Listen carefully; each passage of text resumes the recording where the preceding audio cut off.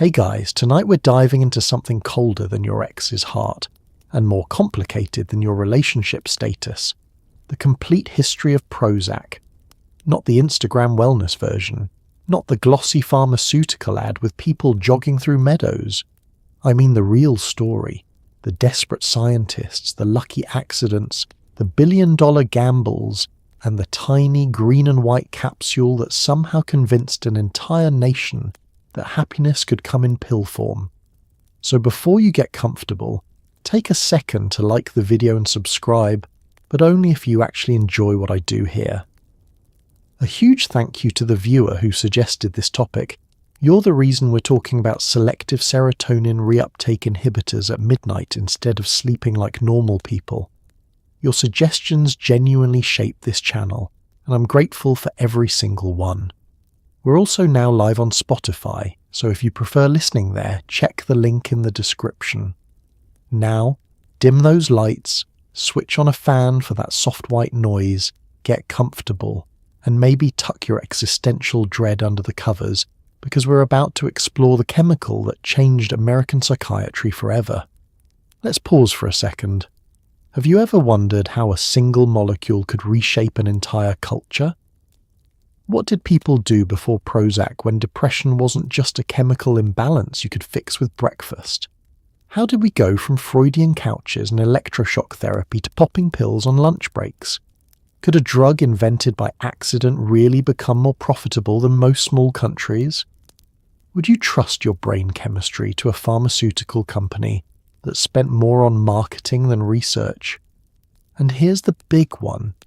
Did Prozac save millions of lives, or did it just teach us that every human emotion could be medicated away? And now, congratulations. You've just woken up in 1987, the year Prozac hit the market. You're about to witness the birth of the antidepressant revolution, the medicalization of sadness, and the moment when America decided that feeling bad was no longer a philosophical problem but a pharmacological one. Good luck.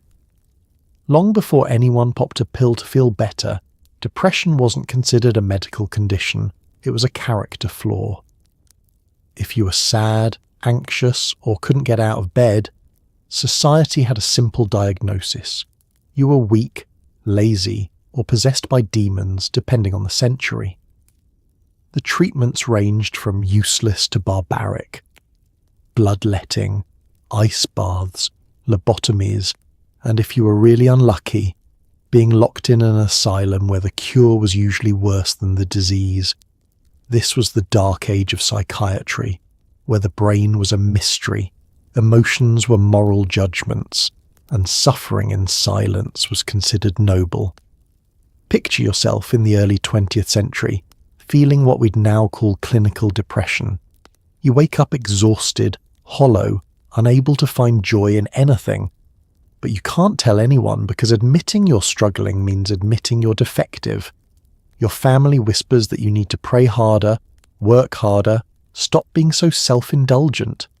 Depression isn't a medical condition. It's a moral failing, proof that you lack character, discipline, or faith. If you're wealthy enough, you might see a doctor. But what can he offer? In the 1800s, the prevailing treatment was rest cure, basically, being confined to bed in a dark room for weeks or months, forbidden from reading, writing, or doing anything stimulating. It was supposed to calm your nerves. In reality, it often made people worse, trapping them alone with their thoughts until they broke completely. The writer Charlotte Perkins Gilman famously underwent rest cure and later wrote The Yellow Wallpaper about how it nearly drove her insane. Spoiler: enforced idleness doesn't cure depression. It just gives you more time to spiral. For those who couldn't afford rest cures, there were asylums, massive, overcrowded institutions where the treatment involved cold baths, restraints, and sometimes lobotomies, a procedure where doctors literally scrambled parts of your brain with an ice pick through your eye socket. The logic: if your emotions were the problem, just destroy the part of your brain that felt them. Thousands of people were lobotomized in the 1940s and 50s, turned into quiet, compliant shells. It won a Nobel Prize. That's not a joke. The inventor won a Nobel Prize for turning depressed people into vegetables. Then came electroshock therapy, which sounds medieval but is still used today in modified forms. Back then, though, it wasn't gentle. You were strapped to a table, given no anesthesia, and electricity was shot through your brain until you seized. Sometimes it helped, briefly. Sometimes it erased your memory. Sometimes it just hurt. But it was better than lobotomy, so it became the standard. Through all of this, the underlying message remained the same. If you were depressed, it was your fault. You weren't trying hard enough. You weren't faithful enough. You weren't strong enough. The idea that depression might be a biological condition, something in your brain chemistry rather than your moral fibre, was barely whispered. Most doctors believed mental illness was either hereditary weakness or the result of bad parenting, repressed trauma, or sexual dysfunction. Thank you, Freud. And so people suffered quietly, ashamed, convinced they were broken in ways that couldn't be fixed.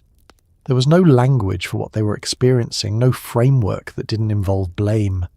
You either white-knuckled your way through life, self-medicated with alcohol or laudanum, or ended up institutionalized. This was the world before Prozac, a world where sadness was sin, where asking for help was weakness, and where the only escape from depression often came in the form of death, lobotomy, or a lifetime behind asylum walls. Not exactly the good old days. By the 1970s, Eli Lilly and Company was in trouble.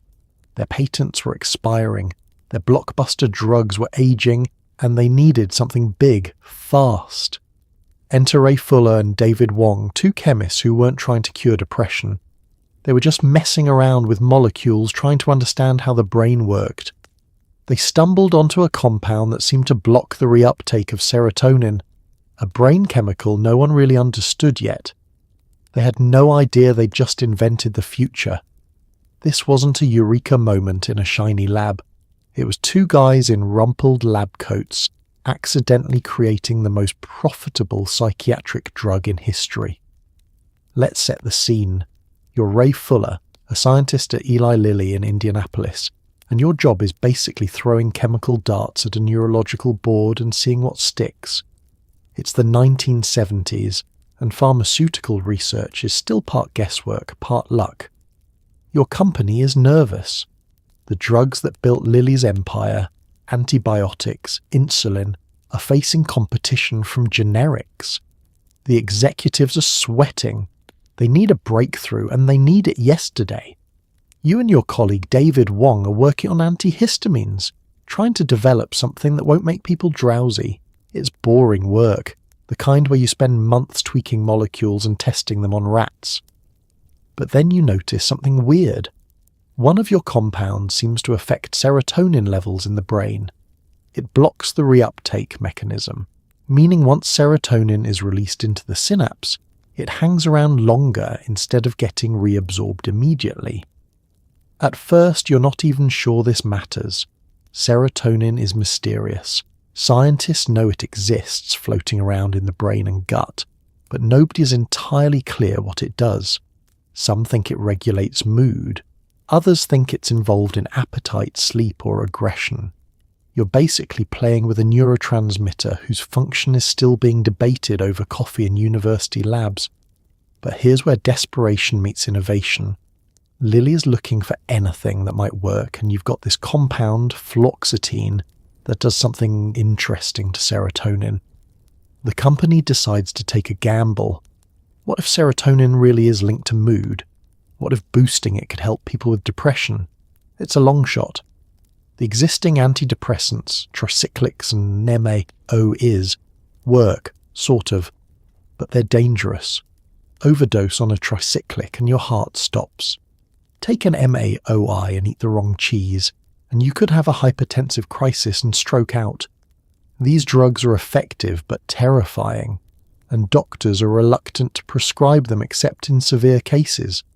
If Lilly could develop something safer, something that didn't require dietary restrictions or carry a high overdose risk, they could dominate the market. So you start testing fluoxetine on animals, then on human volunteers.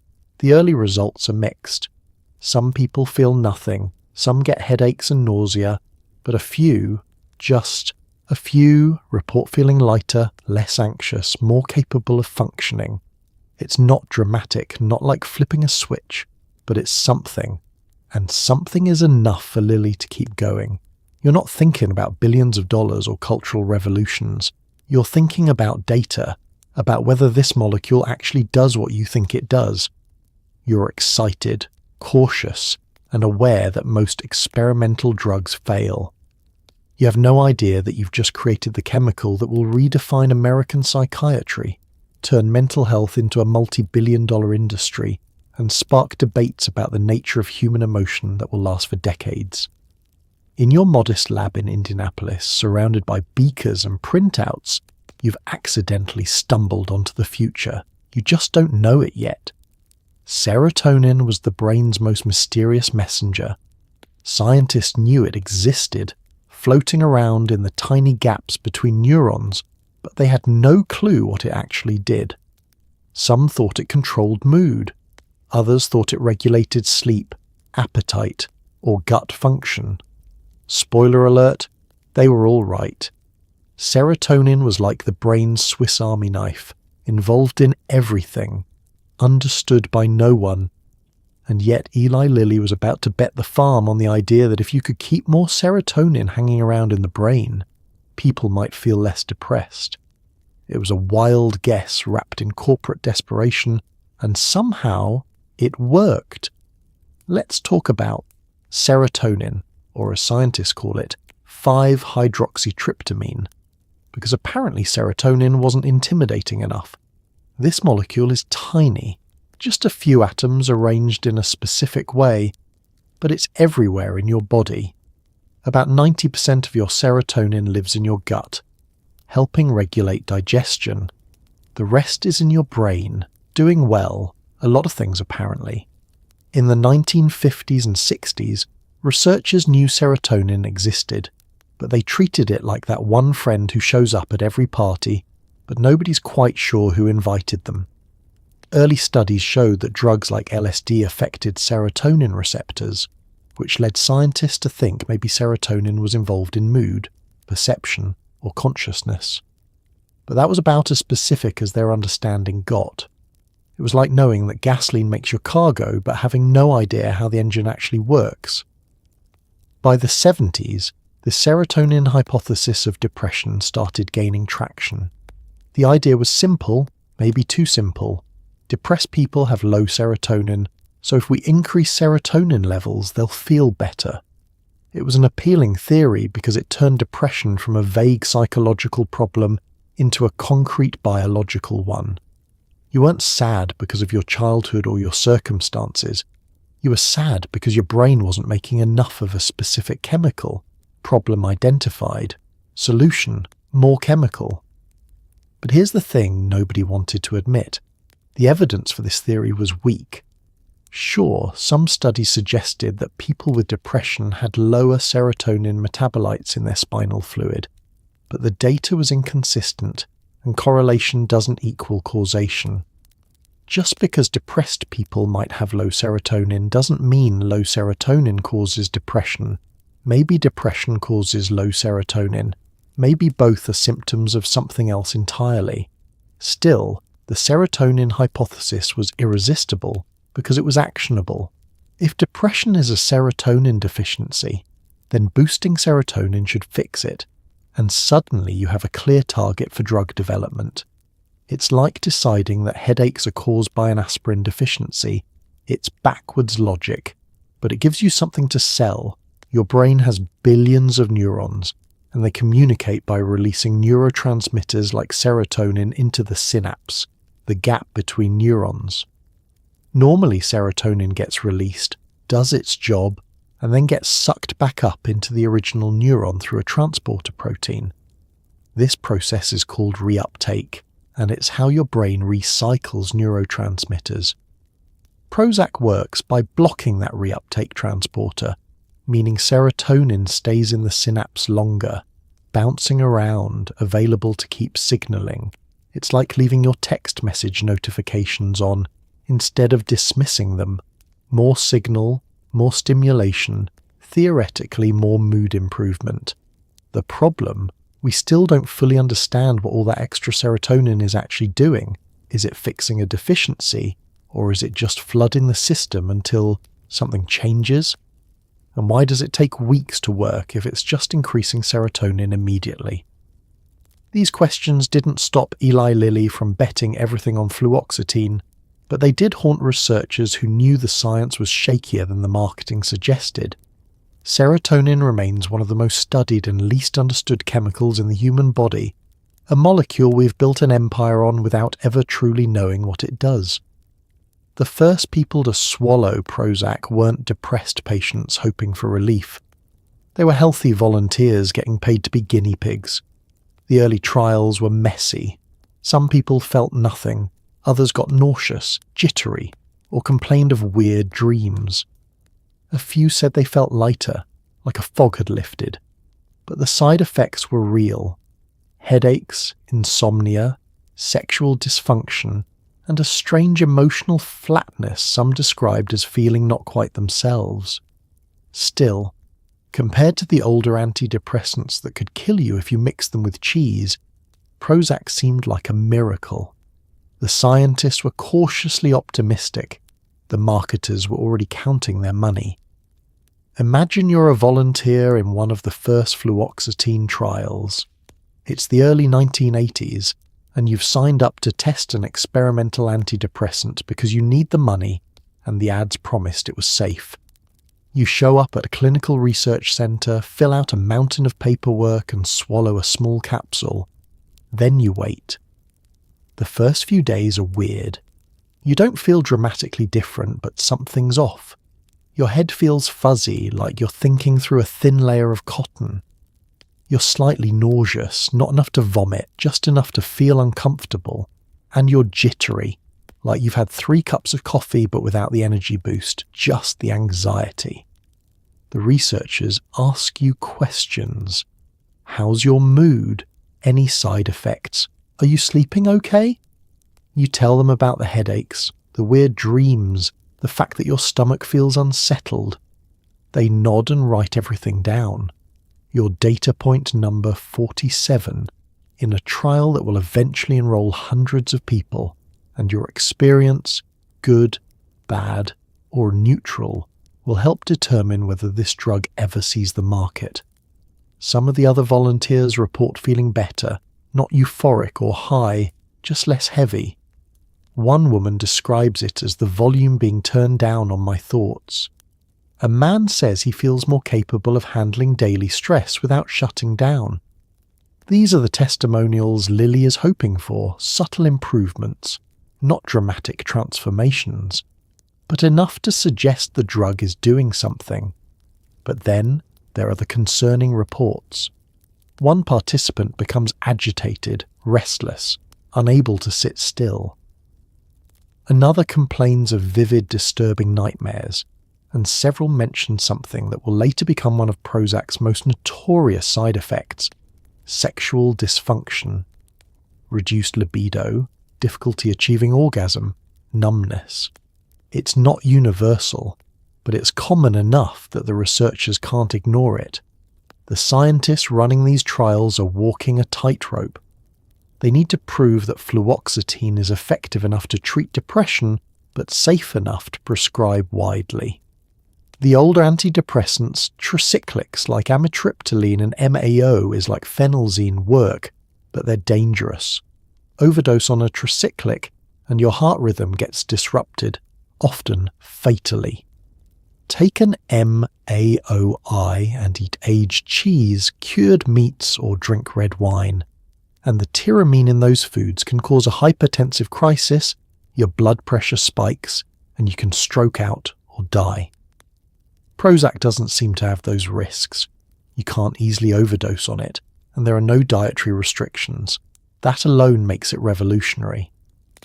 The side effects, headaches, nausea, jitteriness, sexual problems are annoying but not lethal. From a pharmaceutical standpoint, that's a win. As the trials expand to include people with actual depression, the results are more encouraging. Not everyone responds, maybe 60 to 70% show some improvement, but that's comparable to existing treatments. And the people who do respond report feeling better than they have in years. The fog lifts, the weight on their chest eases, they start functioning again, going to work, socializing, feeling like themselves. The trials aren't perfect. Some participants drop out because of side effects. Others stop responding after a few months. And there are whispers, just whispers, of increased agitation and suicidal thoughts in a small number of patients. But the data is murky, and Lilly isn't sure what to make of it yet. Still, by the mid-80s, Eli Lilly has enough data to approach the FDA. The trials suggest fluoxetine is effective, relatively safe, and fills a massive unmet need. The scientists are hopeful, the executives are ecstatic, and somewhere in those clinical trial reports, buried in tables and footnotes, are the early warnings of problems that will haunt Prozac for decades. Getting a new drug approved by the FDA is like trying to convince a very paranoid, very powerful committee that your science project won't accidentally kill anyone. Eli Lilly submitted mountains of data, clinical trials, safety reports, efficacy studies, and then waited, and waited. Meanwhile, rumours swirled. Was Prozac actually effective, or just a placebo with better PR? Were the side effects being downplayed? And what about those whispers of increased suicidal thoughts in some patients? The FDA scrutinized every detail, and in December 1987, they gave Prozac the green light. The floodgates were about to open. Let's talk about what it takes to get a drug approved in the United States, because it's not easy, and it shouldn't be. You're asking the government to allow you to sell a chemical that millions of people will put into their bodies, trusting that it will help and not harm them. The FDA's job is to be skeptical, meticulous, and slow, infuriatingly slow, if you're a pharmaceutical company hemorrhaging money while you wait. Eli Lilly submitted their new drug application for fluoxetine in 1985. The document was massive. Thousands of pages of clinical data, animal studies, chemical analyses, and manufacturing protocols. It detailed every trial they'd run, every side effect they'd observed, and every reason they believed fluoxetine was both safe and effective for treating major depressive disorder. Then they waited.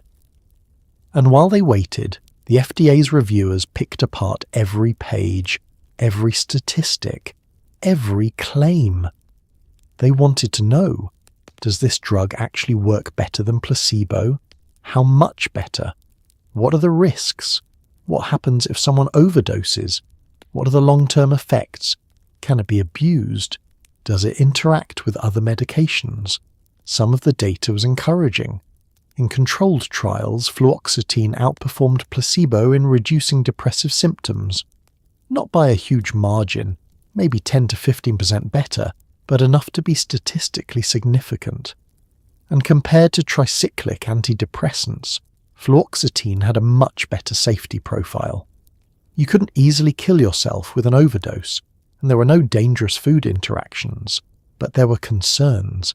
The FDA reviewers noticed something troubling in the trial data.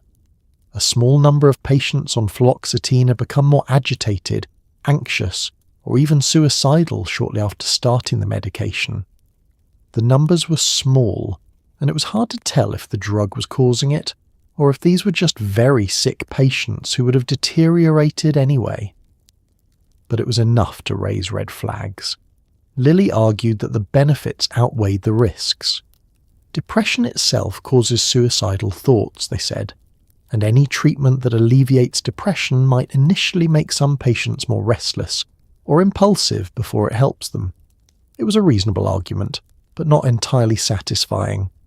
The FDA wanted more data, more reassurance. Behind closed doors, there were debates. Some FDA officials worried that approving fluoxetine too quickly could lead to widespread use without fully understanding its risks. Others argued that depression was a serious undertreated condition and that delaying a potentially life-saving medication was unethical. The pharmaceutical industry lobbied hard, pointing out that Europe was already considering approval for fluoxetine and that the US risked falling behind. Meanwhile, Eli Lilly was burning money. Every month of delay cost them millions in continued development costs, lost sales, and mounting pressure from investors. The company's future was riding on this little green and white capsule. Finally, in December 1987, the FDA made its decision. Approval. Fluoxetine, branded as Prozac, was cleared for sale in the United States for the treatment of major depressive disorder. The approval came with some caveats, labeling that mentioned the possibility of agitation and anxiety, recommendations for monitoring patients closely in the first weeks of treatment, but it was approved. Lilly's executives celebrated. The scientists breathed a sigh of relief, and in doctors' offices across America, pharmaceutical sales reps began preparing their pitches, armed with glossy brochures, free samples, and the promise that finally there was a safe, effective antidepressant that anyone could prescribe. The FDA had opened the door, and Prozac was about to walk through it and change everything. January 4th, 1988. Prozac officially hit pharmacy shelves, and Eli Lilly launched the slickest marketing campaign Psychiatry had ever seen. They didn't advertise it as a drug for the mentally ill, they positioned it as a lifestyle upgrade. Feeling a little blue, stressed at work, not living your best life? Prozac could help. Doctors, many of whom had been trained to prescribe tranquilizers and older, dangerous antidepressants, suddenly had a new tool that seemed safer, cleaner, and easier to hand out like candy. Within months, Prozac prescriptions were flooding in. It wasn't just depressed people taking it anymore. It was anxious people, shy people, overwhelmed people, people who just wanted to feel a little better.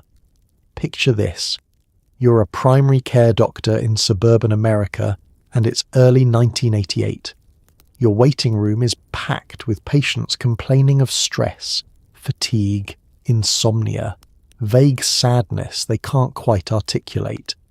In the old days, you might have referred them to a psychiatrist or suggested therapy, but therapy is expensive, time-consuming, and most insurance barely covers it.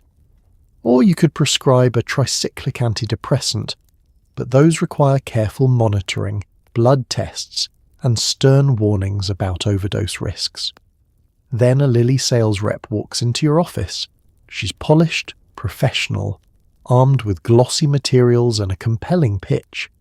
She tells you about Prozac, a new kind of antidepressant that's safe, well-tolerated, and incredibly easy to prescribe. No blood tests, no dietary restrictions, no complicated dosing schedules. 1 pill a day, 20 milligrams to start, and patients usually feel better within a few weeks. She leaves you samples, little bottles of green and white capsules, and suggests you try them on your next few depressed patients. So you do. And something remarkable happens. Some of your patients actually get better. Not all of them, but enough. The woman who's been crying in your office every month for 2 years suddenly smiles and tells you she feels like herself again. The businessman who couldn't sleep or concentrate is back at work, productive, functional. It's not magic, but it feels close. Word spreads. Patients start asking for Prozac by name, having seen articles in magazines or heard about it from friends. You find yourself prescribing it not just for severe depression, but for milder cases. People going through divorces, dealing with job stress, struggling with seasonal sadness. And why not? It seems safe enough, and the alternative is watching them suffer. What you don't fully realize is that you're part of a massive cultural shift. Eli Lilly isn't just selling a drug, they're selling a new way of thinking about mental health. Their marketing is brilliant and subtle. They don't show sad, dysfunctional people in hospital gowns. They show normal people, attractive, middle-class, relatable, who are just a little stuck, a little overwhelmed, a little less than their best selves. And Prozac is positioned as the solution, not to mental illness, but to modern life's ordinary struggles. The message is clear. You don't have to be crazy to take Prozac. You don't have to be hospitalized or suicidal. You just have to want to feel better. And who doesn't want that? Lilly also targets doctors aggressively. They host lavish dinners, sponsor medical conferences, fund continuing education courses, all featuring presentations about the importance of recognizing and treating depression. They train their sales reps to emphasize Prozac's safety profile and ease of use. They provide doctors with screening questionnaires to help identify depressed patients, conveniently designed in ways that capture a wide net of symptoms. Within 6 months, Prozac prescriptions are skyrocketing.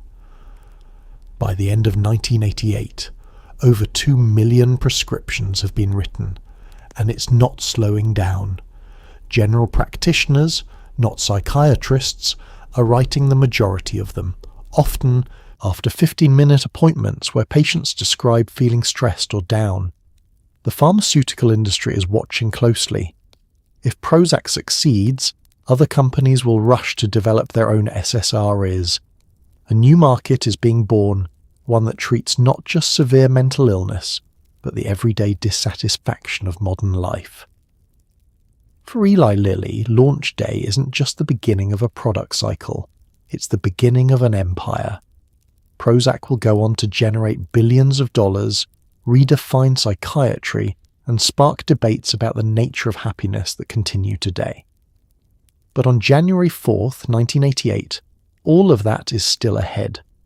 For now, Prozac is just a new drug, sitting on pharmacy shelves, waiting to be swallowed by millions of people who have no idea they're about to become part of history. By 1990, Prozac wasn't just a drug, it was a cultural phenomenon.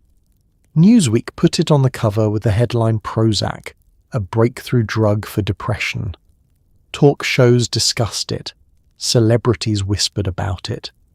Suddenly, admitting you were on Prozac became almost fashionable, like therapy but faster. The media loved the narrative, a magic pill that fixed broken brains, a chemical solution to the human condition. But beneath the glossy headlines, questions simmered. Was America pathologizing normal sadness? Were we medicalizing every uncomfortable emotion? And who was getting rich off this? Let's talk about the moment Prozac stopped being a prescription drug and became a cultural icon. It's March 1990, and you're standing in line at the grocery store, idly scanning magazine covers while you wait. And there it is, Newsweek, with a bright green and white pill on the cover and the words, Prozac, a breakthrough. Drug for depression. You grab a copy. The article inside is glowing, almost reverential. It describes Prozac as a wonder drug, a pharmaceutical breakthrough that's transforming the treatment of depression. There are testimonials from patients who credit the drug with saving their lives, doctors who praise its safety and effectiveness, and experts predicting that Prozac will change psychiatry forever. The article makes depression sound less like a shameful weakness and more like a medical condition, something as treatable as diabetes or high blood pressure. It's empowering, destigmatizing, and hopeful. Millions of people read it and think, maybe I should talk to my doctor. Maybe I don't have to feel this way. But the Newsweek cover does something else too. It turns Prozac into a status symbol. Taking Prozac becomes a sign that you're self-aware, that you're taking care of your mental health, that you're modern and enlightened. It's not shameful. It's almost chic. Suddenly, Prozac is everywhere. Oprah talks about antidepressants on her show. Mike Wallace admits on 60 Minutes that he takes them. Celebrities quietly confide to journalists that Prozac helped them through rough patches. The drug is mentioned in novels, sitcoms, stand-up routines. Comedians joke about Prozac moments. Cartoonists draw pills with smiley faces. The media loves the Prozac story because it's simple and compelling. Science has solved sadness. Psychiatry has finally delivered on its promise. Mental illness isn't mysterious anymore. It's just a chemical imbalance that can be corrected with a pill. It's a narrative that fits perfectly into American optimism, the idea that every problem has a solution and progress is inevitable. But not everyone is celebrating. Some critics start pushing back. They worry that Prozac is being overprescribed, handed out to people who aren't clinically depressed but just unhappy. They question whether we're medicalizing normal human emotions, grief, stress, dissatisfaction, and turning them into disorders that require pharmaceutical intervention. Psychiatrist Peter Kramer publishes a book called Listening to Prozac, exploring the idea that the drug doesn't just treat illness, but enhances personality. He describes patients who become more confident, more outgoing, more successful on Prozac, as if the drug is making them better than well. It's fascinating and unsettling, raising questions about authenticity and what it means to be yourself. Then comes Prozac Nation, Elizabeth Wurtzel's raw confessional memoir about her struggle with depression and her complicated relationship with the drug. The book is brutal, honest, and darkly funny. Wurtzel doesn't portray Prozac as a miracle cure, she portrays it as a necessary evil, something that helps but doesn't fix, that numbs but doesn't heal. The book becomes a bestseller, resonating with a generation of young people who feel both saved and betrayed by medication. The media narrative starts to fracture. For every glowing testimonial, there's a cautionary tale. Stories emerge of people who became agitated, suicidal, or emotionally numb on Prozac. Lawsuits are filed by families claiming the drug caused violent behavior. Critics accuse Eli Lilly of downplaying side effects and prioritizing profits over safety. But the genie is out of the bottle. Prozac has become part of the cultural conversation, a symbol of both progress and danger, hope and hubris. It's not just a drug anymore, it's a referendum on how we understand sadness, treat suffering, and define what it means to be happy. And through it all, the prescriptions keep climbing. By the mid-90s, Prozac is the most prescribed antidepressant in America, taken by millions of people who've been convinced, by their doctors, by the media, by Eli Lilly's marketing, that feeling better is just a pill away. The media created the Prozac myth, and now we're all living inside it. Prozac didn't just treat depression, it created more of it. Or at least, it made doctors far more willing to diagnose it.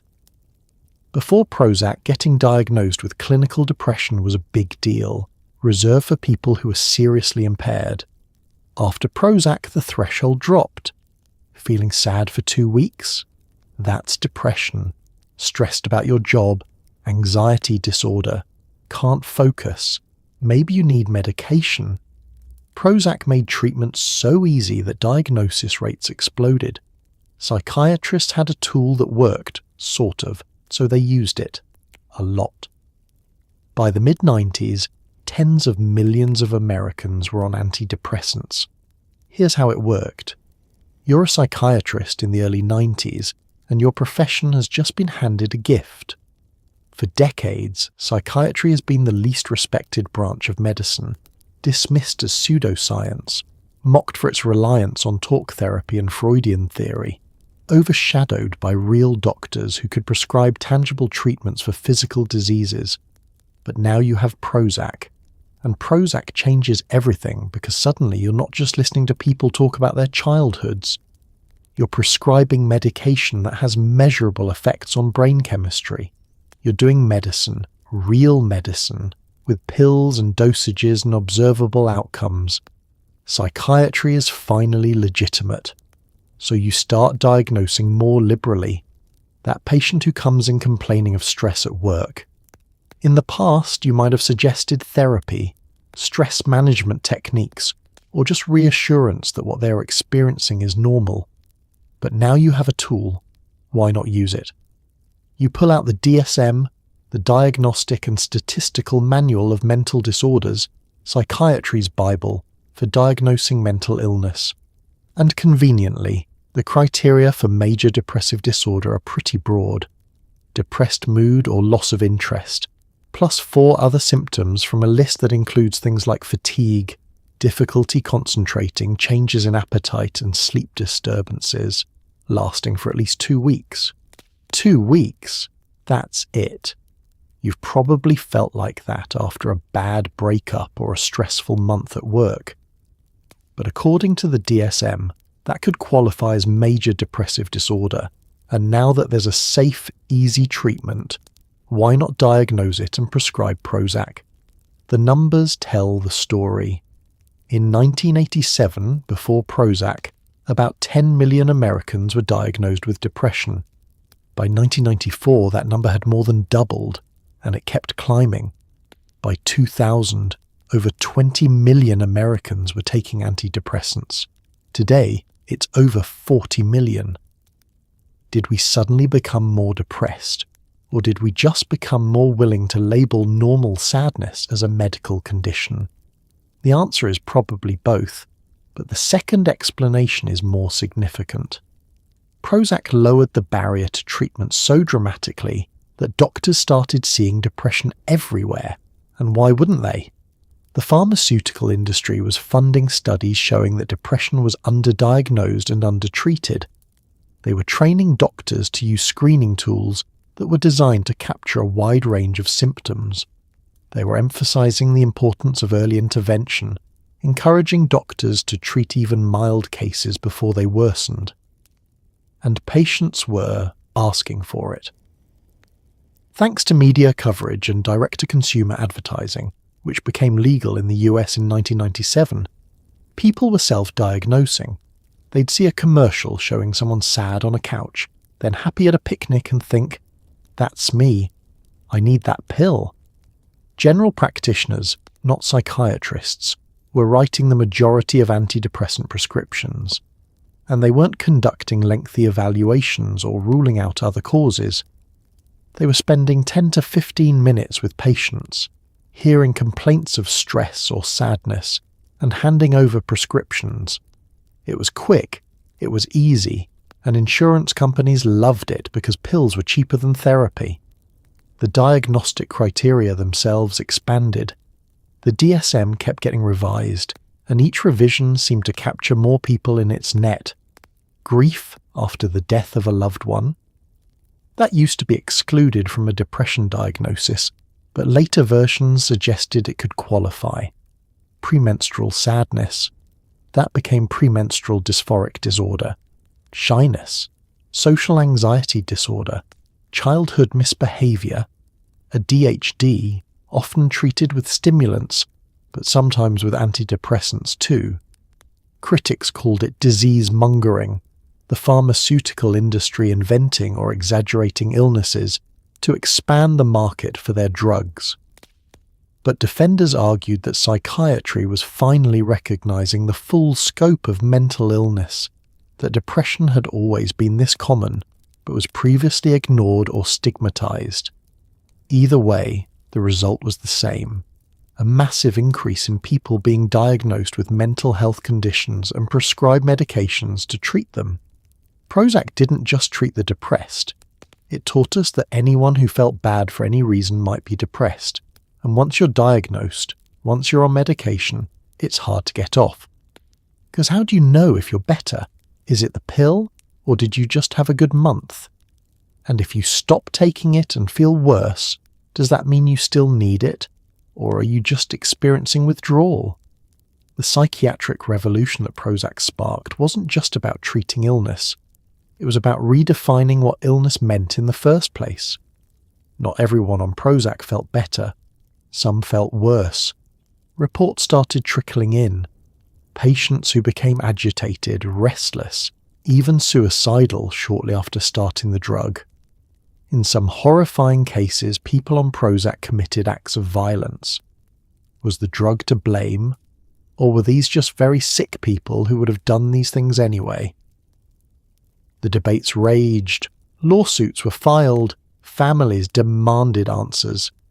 Eli Lilly maintained that Prozac was safe, but they quietly settled cases and added warnings to the label. The shine was starting to come off the miracle pill. Let's talk about the thing nobody wanted to talk about, the suicides. In the early 90s, reports started appearing. Patients who had started taking Prozac and within days or weeks became agitated, impulsive, and suicidal. Some of them killed themselves, and in a few horrifying cases they killed others first. One of the most publicized cases involved Joseph Wesbecker, a printing press operator in Louisville, Kentucky. In September 1989, just a month after starting Prozac, Wesbecker walked into his former workplace with an AK-47 and opened fire, killing 8 people and wounding 12 before shooting himself. His family and victims' families sued Eli Lilly, claiming Prozac had caused his violent behavior. The case was a media sensation. Was this a tragic example of a very sick man whose illness finally exploded, or was it the drug that pushed him over the edge? The trial revealed that Wesbecker had a long history of mental illness, violent ideation, and suicidal thoughts. He'd been on multiple medications, seen numerous therapists, and talked openly about wanting to kill his co-workers. Lilly argued that Wesbecker was a ticking time bomb long before Prozac entered the picture. The jury agreed, ruling in Lilly's favour, but years later, it emerged that Lilly had secretly negotiated with the plaintiffs during the trial, essentially paying them to throw the case in exchange for settling quietly afterward. The judge who presided over the trial was furious, saying he'd been deceived, but the verdict stood. More cases followed. Families claimed their loved ones, people with no prior history of violence or suicidal behaviour, had become unrecognisable on Prozac, agitated, impulsive, detached from reality. Some of these people killed themselves. Others killed family members, strangers, even children. The FDA started receiving reports of akathisia, a condition characterized by severe restlessness and agitation in patients taking Prozac.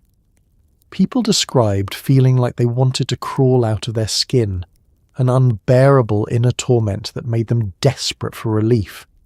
For some, suicide seemed like the only escape. Eli Lilly insisted that the drug was safe, that the benefits far outweighed the risks, and that correlation didn't equal causation. Depressed people are already at high risk for suicide, they argued, and it's impossible to say whether the drug caused these tragedies or simply failed to prevent them. But the FDA was concerned enough that they eventually required Prozac and all other antidepressants to carry a black box warning, the most serious type of warning, stating that the drugs could increase suicidal thoughts and behavior in children, adolescents, and young adults. The warning advised doctors to monitor patients closely, especially in the first weeks of treatment. The scientific community was divided. Some studies suggested a small but real increase in suicidal ideation among people taking SSRIs, particularly in the first few weeks. Other studies found no such link. Meta-analyses went back and forth. The truth seemed to be that for most people Prozac was safe, but for a small subset, maybe 1 or 2%, it triggered agitation, impulsivity, or suicidal thoughts. The problem was, you couldn't predict who would be in that unlucky subset until they were already on the drug, and by then, it might be too late. Families who lost loved ones to suicide while on Prozac were left with an impossible question. Would their son, daughter, husband, or wife still be alive if they'd never taken the drug? The answer was unknowable, and that made the grief even worse. Meanwhile, Eli Lilly fought back aggressively, hiring PR firms to discredit critics, funding studies that showed Prozac's safety, and lobbying politicians to resist stricter regulations. They settled lawsuits quietly, often with gag orders that prevented plaintiffs from speaking publicly. And they continued marketing Prozac as a safe, effective treatment, downplaying the risks. The controversy never fully went away. Even today, there are debates about whether SSRIs increase suicide risk, particularly in young people. Some psychiatrists believe the benefits outweigh the risks. Others are more cautious, warning patients about the potential dangers and monitoring them closely. For Prozac, the dark side wasn't just a PR problem, it was a moral one. Because if even a small percentage of people were harmed or killed by the drug, how many was acceptable? 1%, 0.5%, and who got to decide?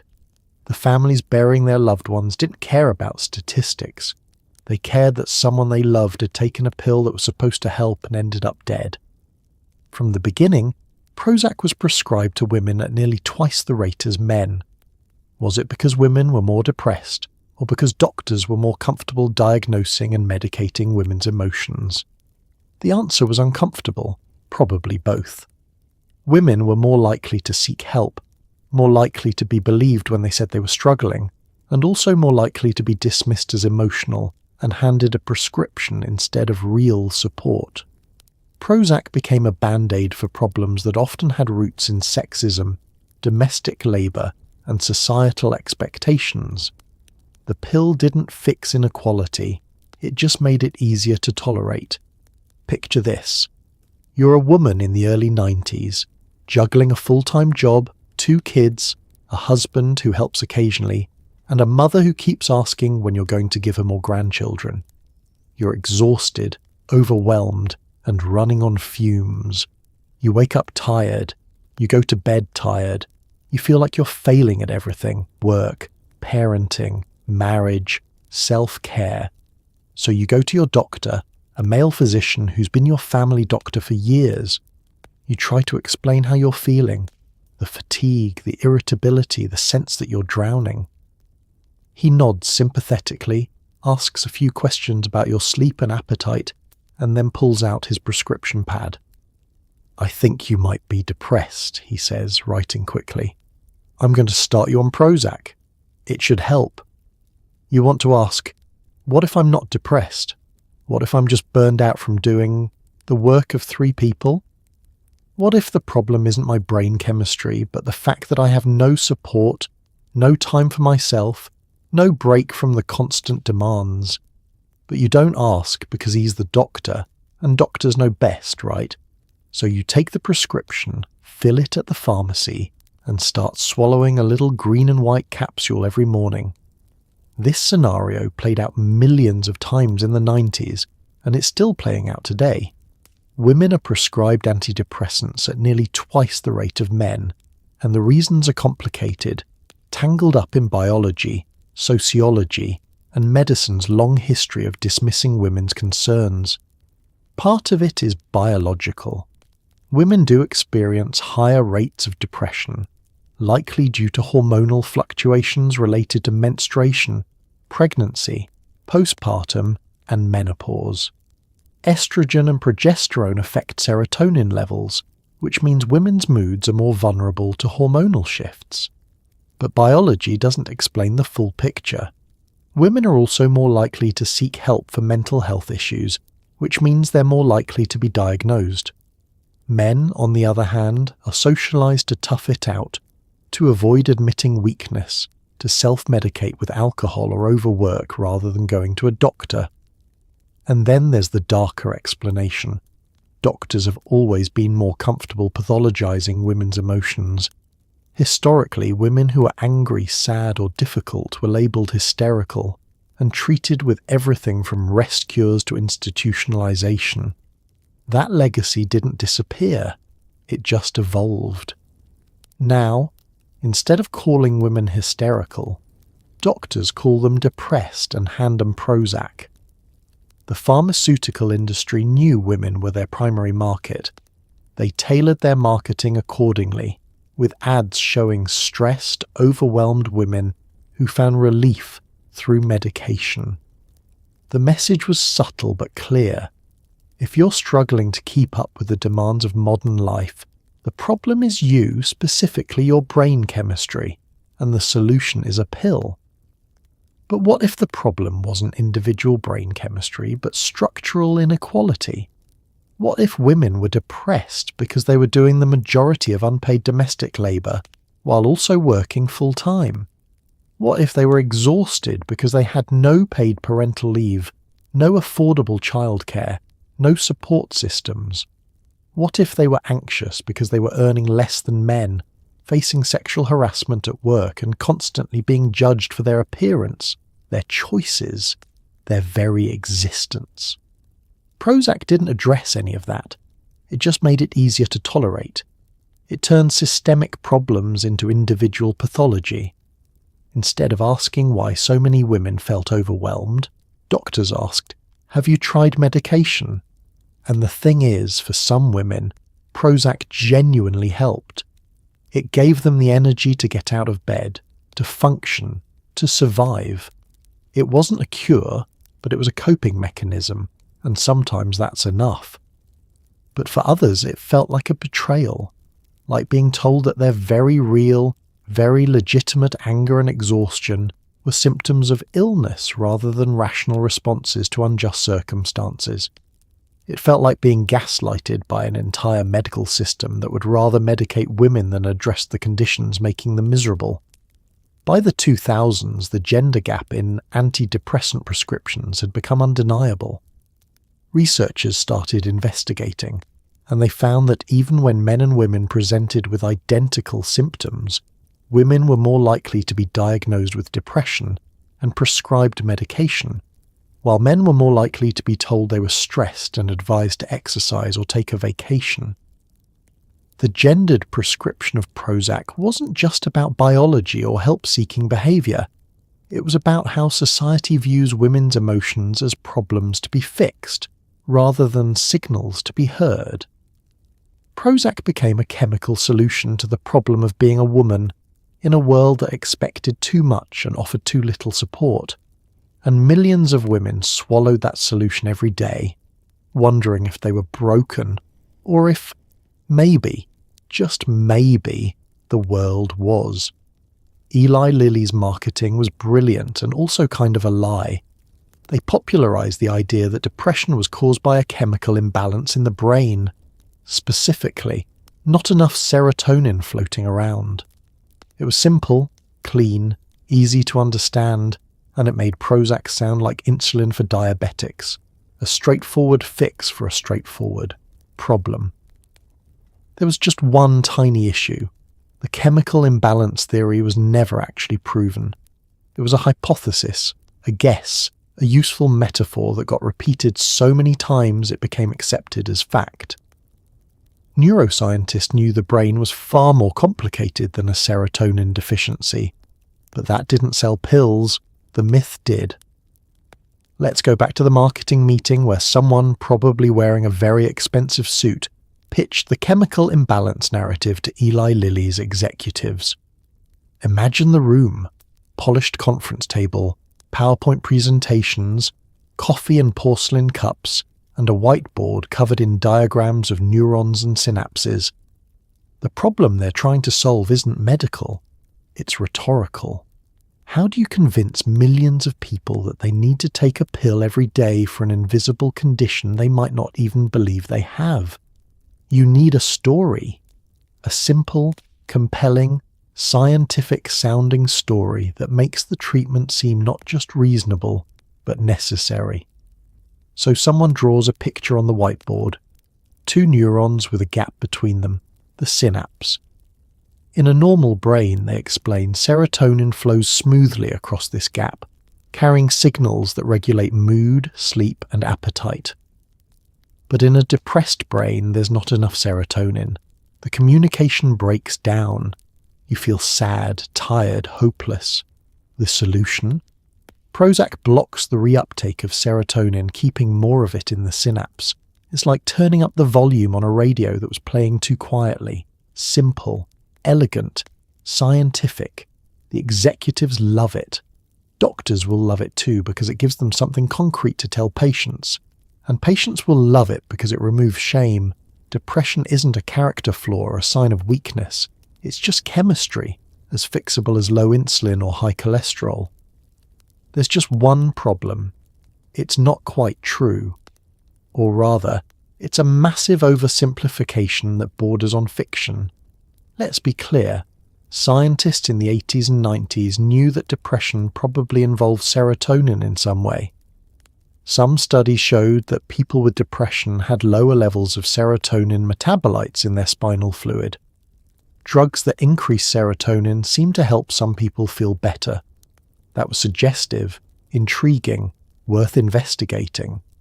But suggestive doesn't mean proven, and some people doesn't mean everyone. The serotonin hypothesis of depression was always just that, a hypothesis. It was never definitively established that low serotonin causes depression, or that depression is fundamentally a serotonin deficiency disorder. In fact, the science was always messier than the marketing suggested. For one thing, Prozac increases serotonin levels within hours of taking it, but it takes weeks for patients to feel better. If depression was simply a matter of low serotonin, the effects should be immediate. They're not. That delay suggests something more complicated is happening, maybe changes in receptor sensitivity or neuroplasticity, or downstream effects on other neurotransmitter systems. Moreover, not everyone with depression responds to SSRIs. If depression were purely a serotonin deficiency, Prozac should work for everyone, but it only helps about 60 to 70% of patients, and even then, the improvement is often modest. What about the other 30 to 40%? Are they not really depressed? Or is their depression caused by something other than serotonin? And here's the really uncomfortable part. Some studies have found that artificially lowering serotonin levels in healthy people doesn't make them depressed. If low serotonin caused depression, depleting it should trigger symptoms, but it doesn't, at least not reliably. Neuroscientists have known this for decades. As early as the mid-90s, researchers were publishing papers questioning the serotonin hypothesis, pointing out that depression is almost certainly multifactorial, involving not just serotonin but also dopamine, norepinephrine, cortisol, inflammation, neurogenesis, and probably a dozen other factors we haven't even identified yet. But none of that complexity made it into the marketing materials. Pharmaceutical companies, including Eli Lilly, continued pushing the chemical imbalance narrative because it worked. It was easy to understand, easy to visualize, and it made antidepressants seem like rational, scientific treatments rather than trial and error experiments. Doctors bought into it too, often without questioning. When you're prescribing Prozac to a patient who's sitting in your office crying, telling them you have a chemical imbalance and this will fix it is reassuring. It gives them hope. It makes the treatment seem legitimate. And when the patient feels better, whether because of the drug, the placebo effect, or just the natural course of their illness, it seems to confirm the theory. The chemical imbalance myth became so pervasive that even patients started using the language. I have a chemical imbalance, they'd say, as if it were a diagnosis rather than a metaphor. And in a way it was useful. It destigmatized mental illness, made it easier to talk about, easier to seek treatment for. But it also did harm. It reduced the complexity of human suffering to a single neurotransmitter. It suggested that depression was purely biological, with no social, psychological, or environmental components. It implied that the solution was always pharmaceutical, that therapy or lifestyle changes were optional add-ons rather than essential interventions. And it let society off the hook. If depression is just a chemical imbalance, then we don't have to ask uncomfortable questions about poverty, inequality, trauma, loneliness, or the ways modern life might be making people miserable. We just need to fix the chemistry. By the 2000s, some researchers started pushing back publicly. In 2011, a major review in the journal Molecular Psychiatry concluded that the serotonin theory of depression is not supported by scientific evidence. Other studies followed, and today, most neuroscientists privately acknowledge that the chemical imbalance theory is outdated, overly simplistic, and probably wrong. But try telling that to the millions of people who've been told for decades that their depression is caused by a chemical imbalance. Try explaining that the metaphor they've been using to understand their illness isn't scientifically accurate. Try convincing them that Prozac might still help, even if we don't really know why. The chemical imbalance myth was great marketing, questionable science, and a cultural narrative so powerful that it's still shaping how we think about mental health today, even though the experts who created it have quietly moved on. By the mid-90s, Prozac had fully infiltrated American culture. It showed up in movies, TV shows, stand-up comedy routines, and cocktail party conversations. Elizabeth Wurtzel published Prozac Nation, a raw memoir about depression and medication that became a bestseller and turned the little green capsule into a generational symbol. Suddenly, being on Prozac wasn't shameful. It was almost cool, a badge of self-awareness and modern sophistication. But the jokes revealed something darker. People were simultaneously fascinated and uneasy about a society where happiness came in pill form and where pharmaceutical companies had more influence over mental health than therapists ever did. Let's talk about the moment Prozac stopped being medicine and became a meme. It's the mid-90s, and you're watching a sitcom, maybe Friends, maybe Seinfeld, maybe one of those now-forgotten network comedies that filled Thursday nights. A character is having a bad day and someone quips, "You need a Prozac." Canned laughter. Everyone moves on. It's a throwaway line, but it's also a cultural milestone. Prozac has become shorthand for chill out, stop being so emotional, get your life together. It's entered the lexicon the way Kleenex replaced tissue and Xerox replaced photocopy. Prozac isn't just a drug, it's a verb, an adjective, a punchline. Comedians love it. They joke about Prozac being the new yoga, the new therapy, the new American dream. Feeling sad? Take a pill. Feeling anxious? Take a pill. Feeling human? Take a pill. The audience laughs because it's absurd, but also because it's true. We've become a nation that medicates discomfort, and Prozac is the poster child. But the jokes have an edge to them. There's unease beneath the humour, a creeping sense that maybe we've gone too far, that maybe we're pathologizing normal life, that maybe the solution to sadness shouldn't come in a green and white capsule mass-produced in a New Jersey factory. Then comes Elizabeth Wurtzel and Prozac Nation. Published in 1994, the book is raw, confessional, and brutally honest. Wurtzel doesn't romanticize depression or medication. She describes her spiral into mental illness with unflinching detail. The suicide attempts, the hospitalizations, the failed therapies, the desperate search for something, anything, that would make her feel normal. When she finally tries Prozac, it helps. Sort of. She describes it not as a miracle cure but as a tool, something that takes the edge off enough for her to function. But she is also critical, questioning whether medicating her depression means accepting a numbed, half-alive version of herself. The book captures the ambivalence many people feel about antidepressants, grateful for the relief but unsettled by the implications. Prozac Nation becomes a bestseller, resonating especially with Gen X, a generation that grew up during the Prozac boom and watched their parents, their peers, and sometimes themselves become medicated. Wurtzel becomes the voice of a generation struggling to reconcile mental illness with American optimism, to figure out whether taking a pill means giving up or getting help. Hollywood notices. Prozac starts appearing in movies, sometimes as a plot device, sometimes as a symbol. In You've Got Mail, a character casually mentions being on Prozac. In Girl Interrupted, set in the 60s but filmed in the 90s, the spectre of psychiatric medication looms over every scene. Even in The Simpsons, Homer gets prescribed Insane Away, a thinly veiled Prozac parody. But the cultural conversation isn't just happening in entertainment, it's happening at dinner parties, book clubs, and therapy sessions.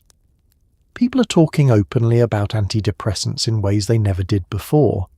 Some wear it as a badge of honour. I'm on Prozac and I'm not ashamed.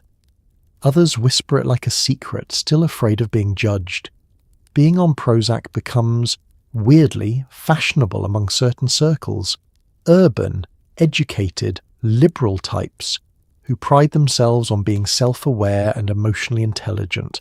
It's a signal that you're taking care of your mental health, that you're modern and enlightened, that you're not one of those people who suffers in silence or pretends everything's fine. But that trendiness also creates backlash. Critics accuse Prozac users of being self-indulgent, of medicalizing ordinary life, of looking for chemical shortcuts instead of dealing with their problems. Conservative commentators blame Prozac for creating a culture of victimhood and emotional fragility. They argue that people need to toughen up, not pop pills. The debates get ugly.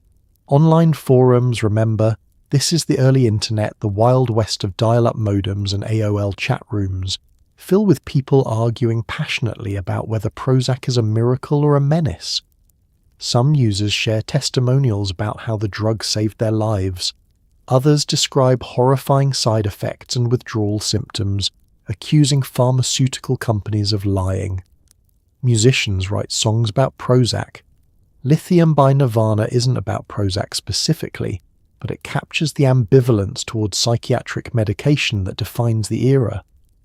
Artists explore themes of authenticity, numbness, and what it means to chemically alter your consciousness not for enlightenment or rebellion, but just to get through the day.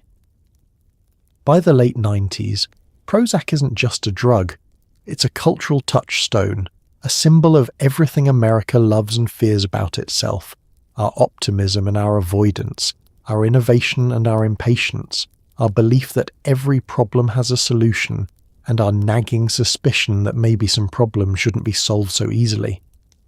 Prozac in pop culture is a mirror, and what it reflects isn't always pretty, but it's always fascinating. Because the jokes, the books, the movies, the debates, they're all asking the same question. What does it mean to be happy in a world where happiness can be prescribed? Prozac made Eli Lilly obscenely rich. By the late 90s, it was generating over $2 billion a year in revenue.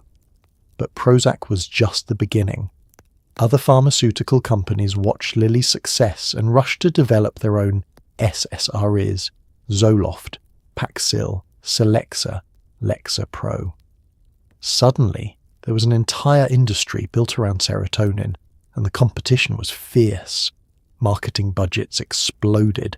Sales reps descended on doctors' offices with free samples, glossy brochures, and lavish dinners. The message was clear.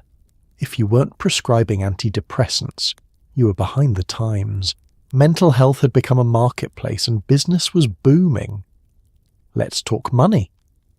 By 1995, Prozac was generating over $2 billion a year for Eli Lilly. Not million, billion, with a B. That's more than the GDP of some small countries. Prozac alone accounted for nearly a third of Lilly's total revenue. It was a pharmaceutical blockbuster, a once-in-a-generation windfall that transformed the company from a respectable but unremarkable drug manufacturer into a global powerhouse, and everyone noticed. Pfizer watched Lilly's success and thought, we need one of those. They rushed Zoloft through development and launched it in 1992 with one of the most aggressive marketing campaigns in pharmaceutical history. GlaxoSmithKline followed with Paxil. Forest Laboratories brought out Celexa and later Lexapro, marketing it as cleaner and more refined than earlier SSRIs. The SSRI wars had begun, and the battlefield was your doctor's office. Imagine you're a pharmaceutical sales rep in the mid-90s. Your job is to visit doctors, primary care physicians, psychiatrists, anyone with a prescription pad, and convince them to prescribe your company's antidepressant instead of the competition's. You're armed with glossy brochures, peer-reviewed studies, funded by your company, free samples, and an expense account that covers lavish dinners, conference sponsorships, and tickets to sporting events. You walk into a doctor's office, smile warmly, and introduce yourself. You're not selling, you're educating. You're here to inform the doctor about the latest research showing that your SSRI has fewer side effects, faster onset, better patient outcomes. You leave behind samples, bottles of pills the doctor can hand out to patients for free, getting them started on your brand before they even leave the office. Then you invite the doctor to a continuing education dinner at an upscale restaurant. It's technically educational. A respected psychiatrist gives a presentation about treating depression, but it's also steak, wine, and networking. You're building relationships, making yourself indispensable, ensuring that when the doctor thinks antidepressant, they think of your drug first. This wasn't unique to SSRIs. Pharmaceutical companies had been wining and dining doctors for decades. But the scale of it exploded in the 90s as multiple companies competed for the same market. The stakes were enormous. An antidepressant that captured even 10% of the market could generate hundreds of millions in annual revenue. The marketing got creative. Pfizer positioned Zoloft as the safe choice, emphasizing its tolerability. GlaxoSmithKline marketed Paxil for social anxiety disorder, expanding the market beyond depression. Forest Labs claimed Lexapro was the most selective SSRI, implying it was cleaner and more targeted, though the evidence for this was thin. And then, in 1997, the FDA changed the rules, allowing pharmaceutical companies to advertise prescription drugs directly to consumers on television. Suddenly, you couldn't watch an evening of network TV without seeing an antidepressant commercial. The ads were masterpieces of emotional manipulation. They showed people looking sad, isolated, barely functioning, sitting alone on couches, staring out windows, disconnected from their families. Then, the transformation. After starting medication, they're smiling, active, reconnected. They're playing with their kids, going to work, enjoying life. The tagline for Zoloft's campaign became iconic. A sad blob transforms into a happy blob after treatment. It was absurdly simple, almost insulting, but it worked. People saw themselves in that sad blob and thought, maybe I need help too. Direct-to-consumer advertising changed everything. Now patients were walking into doctors' offices and asking for specific medications by name. I saw a commercial for Zoloft. Do you think that would help me? Doctors, who were already being courted by sales reps, found themselves facing patients who had self-diagnosed and self-prescribed. It was harder to say no. The pharmaceutical companies didn't just market to doctors and patients. They also funded research, lots of it. They sponsored clinical trials, hired prominent psychiatrists as consultants, paid for studies that, conveniently, showed their drugs in the best possible light. When negative results emerged, studies showing an SSRI didn't work or had serious side effects, those papers sometimes got buried, unpublished, forgotten. This wasn't illegal, but it was ethically murky. The result was that the published literature on antidepressants became skewed, overemphasizing positive results and underreporting negative ones. Doctors, relying on published studies to guide their prescribing, didn't have the full picture.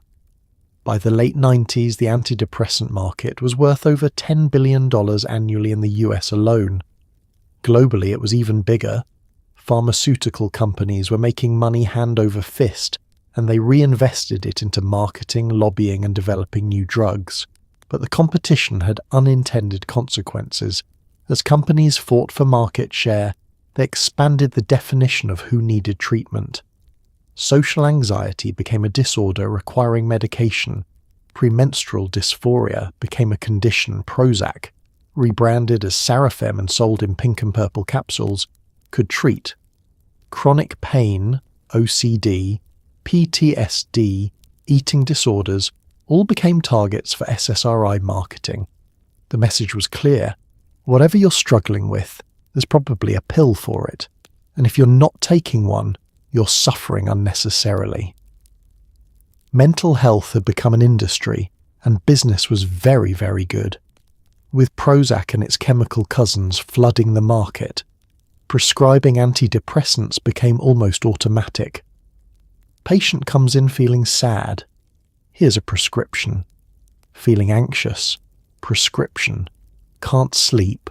Prescription. Many doctors spent less than 15 minutes with patients before handing over a script. It was faster than therapy, cheaper than addressing root causes, and insurance companies loved it because pills were less expensive than long-term mental health care. But this convenience came with consequences. People were medicated without proper diagnosis, without follow-up, and often without understanding what they were taking or why. Let's set the scene. You're a primary care doctor in suburban America, and it's a Tuesday afternoon. You're running behind schedule again because the practice double-booked appointments to maximize revenue. Your waiting room is packed with patients, some of whom have been waiting over an hour, and you can feel the tension radiating through the walls. Your next patient is a woman in her 40s. According to the intake form, she's here for feeling down. You knock, enter, and she's sitting on the exam table, arms crossed, looking exhausted. You have maybe 10-15 minutes before you need to move on to the next patient. What brings you in today, you ask, already pulling up her chart on the computer. I don't know. I'm tired all the time. I'm not sleeping well. Everything feels harder than it should. I've been crying a lot. Classic symptoms. Your mind immediately goes to the depression screening questionnaire, the PHQ-9, that the insurance companies love because it's quick and quantifiable. You ask her the questions. How often do you feel down or hopeless? Little interest in activities? Trouble sleeping? Poor appetite? She nods along.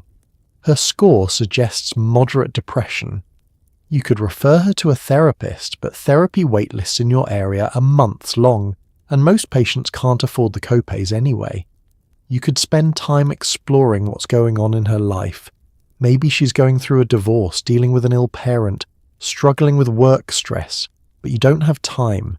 You have 12 more patients this afternoon, so you do what's easy, what's expected, what the system incentivizes. You write a prescription for an SSRI.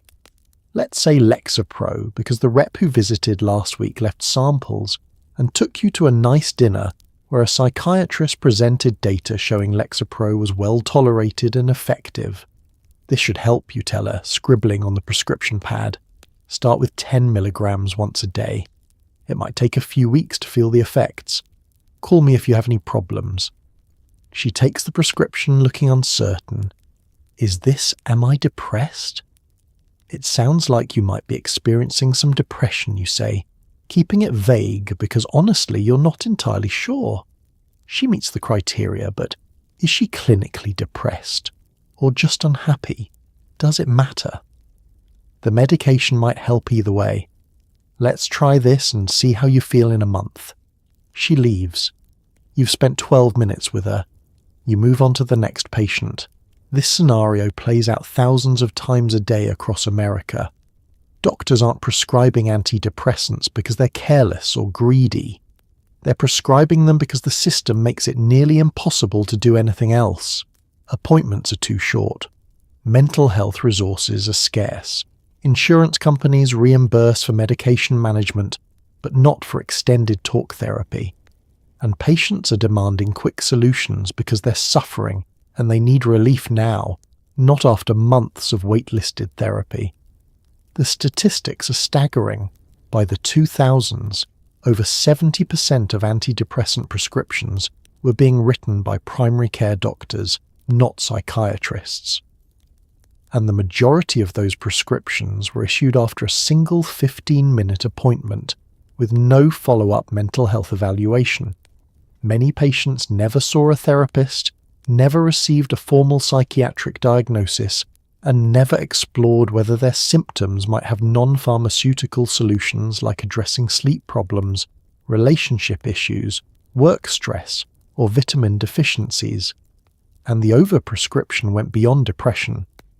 Doctors started prescribing SSRIs for anxiety, panic attacks, OCD, PTSD, chronic pain, migraines, premenstrual symptoms, and even off-label uses like weight loss or smoking cessation. The drugs became Swiss Army knives, used for everything, often without strong evidence they worked for these conditions. Insurance companies loved this because pills are cheap. A month's supply of generic fluoxetine cost maybe $10. A single therapy session cost $100 or more, and effective therapy usually requires months of weekly sessions. From a cost perspective, medication was a no-brainer. But from a patient care perspective, it was a disaster. People were being medicated without understanding what they were taking, why they were taking it, or what alternatives existed. They weren't told that SSRIs take weeks to work, that side effects are common, that sexual dysfunction affects a significant percentage of users, or that stopping the medication can trigger withdrawal symptoms. They weren't told that therapy might be more effective than medication for mild to moderate depression, or that exercise, sleep hygiene, and social connection have evidence-based benefits comparable to SSRIs. They weren't told because their doctors didn't have time to tell them, or because the doctors themselves didn't know, having been educated primarily by pharmaceutical reps who had a vested interest in promoting medication. And once patients were on the drugs, they often stayed on them indefinitely. Some because the medication genuinely helped, others because they were afraid to stop, worried the depression would return, or because they tried to quit and experienced awful withdrawal symptoms that sent them back to the pills. The overprescription crisis created a generation of people taking psychiatric medications without clear diagnoses, without regular monitoring, and often without any real understanding of whether the drugs were helping or just masking deeper problems. Doctors became inadvertent drug dealers, not because they wanted to, but because the healthcare system turned them into prescription writing machines, incentivized for speed and volume rather than depth and care. And the pharmaceutical companies? They were thrilled. More prescriptions meant more profit, and if those prescriptions were sometimes inappropriate or unnecessary, well, that wasn't their problem. They'd done their job. They'd created demand. The doctors were just meeting it. Here's an uncomfortable truth that emerged from clinical trials. In many studies, Prozac barely outperformed placebo. That's right. The miracle drug was only slightly more effective than sugar pills at treating depression. This doesn't mean Prozac does nothing. It means the placebo effect is incredibly powerful, especially for conditions like depression, where belief, hope, and expectation play huge roles. But it raised a troubling question. Were millions of people spending money and experiencing side effects for a drug that might not be much better than believing they were getting better? The pharmaceutical industry didn't want to talk about it, and most doctors didn't either. Let's talk about the research nobody wanted you to see. Starting in the late 90s and accelerating in the 2000s, researchers began analysing all the clinical trial data for antidepressants, not just the published studies, but also the unpublished ones that pharmaceutical companies had quietly shelved because the results were disappointing. What they found was startling. In many trials, Prozac and other SSRIs barely beat placebo. We're talking about differences of just a few points on depression rating scales, differences so small they might not be clinically meaningful. A patient might technically score better on a questionnaire, but in their daily life, they might not feel significantly different. Here's how antidepressant trials typically work. Researchers recruit people with depression and randomly assign them to receive either the drug or a placebo. Neither the patients nor the researchers know who's getting what. That's called a double-blind study. After several weeks, they compare the two groups using standardized depression scales like the Hamilton Depression Rating Scale. In a truly effective treatment, you'd expect the drug group to show dramatically better outcomes than the placebo group. But that's not what happened with SSRIs. In many trials, both groups improved significantly, and the drug group improved only marginally more than the placebo group. Sometimes the difference was as small as 2 or 3 points on a 50-point scale. And here's the kicker. The threshold for clinical significance is somewhat arbitrary. The FDA decided that if a drug beats placebo by a certain amount, it's effective enough to approve. But that threshold might not reflect what patients actually experience. A small statistical difference doesn't necessarily translate into "I feel significantly better." Irving Kirsch, a psychologist at Harvard Medical School, became one of the most prominent critics of antidepressant efficacy. In 2008, he published a meta-analysis showing that for most patients with mild to moderate depression, the benefit of antidepressants over placebo was so small it didn't reach clinical significance. Only for severely depressed patients did the drug show a meaningful advantage. His conclusion was controversial and infuriating to the pharmaceutical industry. For the vast majority of people taking antidepressants, the drugs might not be doing much more than placebos. But wait, if they're basically placebos, why do so many people swear they work? Why do patients report feeling dramatically better on Prozac? Several reasons. First, the placebo effect is real and powerful. If you believe a treatment will help, your brain can actually make it help through neurochemical changes that mirror the drug's effects. The placebo effect isn't all in your head in the dismissive sense. It's a genuine biological phenomenon where expectation and belief trigger real physiological responses. Second, depression often improves on its own over time. Many episodes of depression are time-limited. They peak and then gradually resolve, regardless of treatment. If you start taking Prozac during a depressive episode, you might feel better a few weeks later, not because the drug worked, but because the episode was naturally ending anyway. Third, the act of seeking help, seeing a doctor, getting a diagnosis, feeling heard and validated, can itself be therapeutic. Patients who enter clinical trials are receiving regular check-ins, attention from medical professionals, and a sense that someone is taking their suffering seriously. That alone can improve symptoms. Fourth, there's regression to the mean. People seek treatment when they're at their worst. Almost by definition, they're likely to feel somewhat better afterward, simply because they probably weren't going to keep feeling that bad forever. So if antidepressants barely beat placebo, why do doctors keep prescribing them? And why does the medical establishment continue to insist they work? Partly because they do work, for some people. The trials show averages, but individual responses vary widely. Some patients genuinely experience dramatic improvement on SSRIs. Others feel nothing or get worse. The problem is we can't predict who will respond, so doctors prescribe them broadly and hope for the best. Also, doctors don't have many alternatives. If therapy is unavailable, unaffordable, or insufficient, medication is often the only tool left. Prescribing Prozac, even if its effectiveness is modest, feels better than doing nothing. And then there's the uncomfortable truth.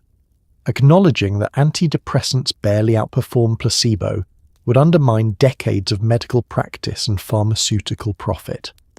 The entire infrastructure of modern psychiatry is built on the assumption that these drugs work well. Admitting otherwise would require a massive recalibration of mental health treatment, and institutions are slow to change. especially when money's involved. The pharmaceutical industry fought back hard against the placebo critics.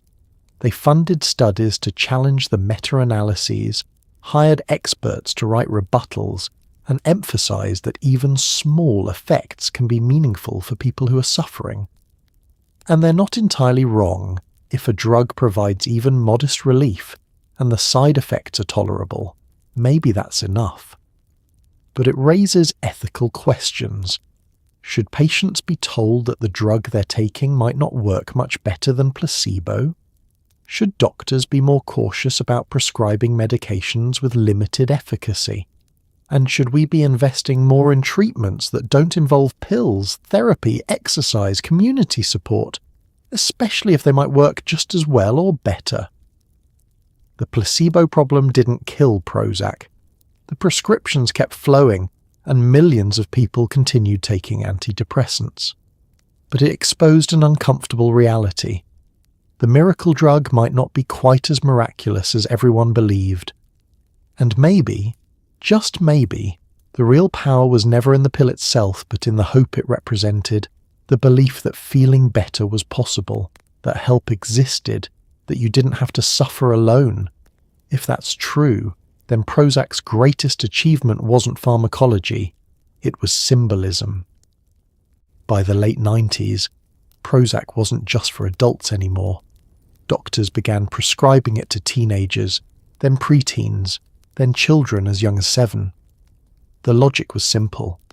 If depression is a chemical imbalance, it doesn't matter how old you are. But childhood depression is tricky. Is a sad 8-year-old experiencing clinical depression? Or are they reacting to divorce, bullying, trauma, or just the normal emotional turbulence of growing up? The line blurred, and suddenly kids were being medicated for problems that might have been better addressed through therapy, family intervention, or environmental changes. The long-term effects on developing brains remained unknown, but the prescriptions kept flowing. Picture a pediatrician's office in 1999. A mother sits across from the doctor, wringing her hands, describing her 10-year-old son.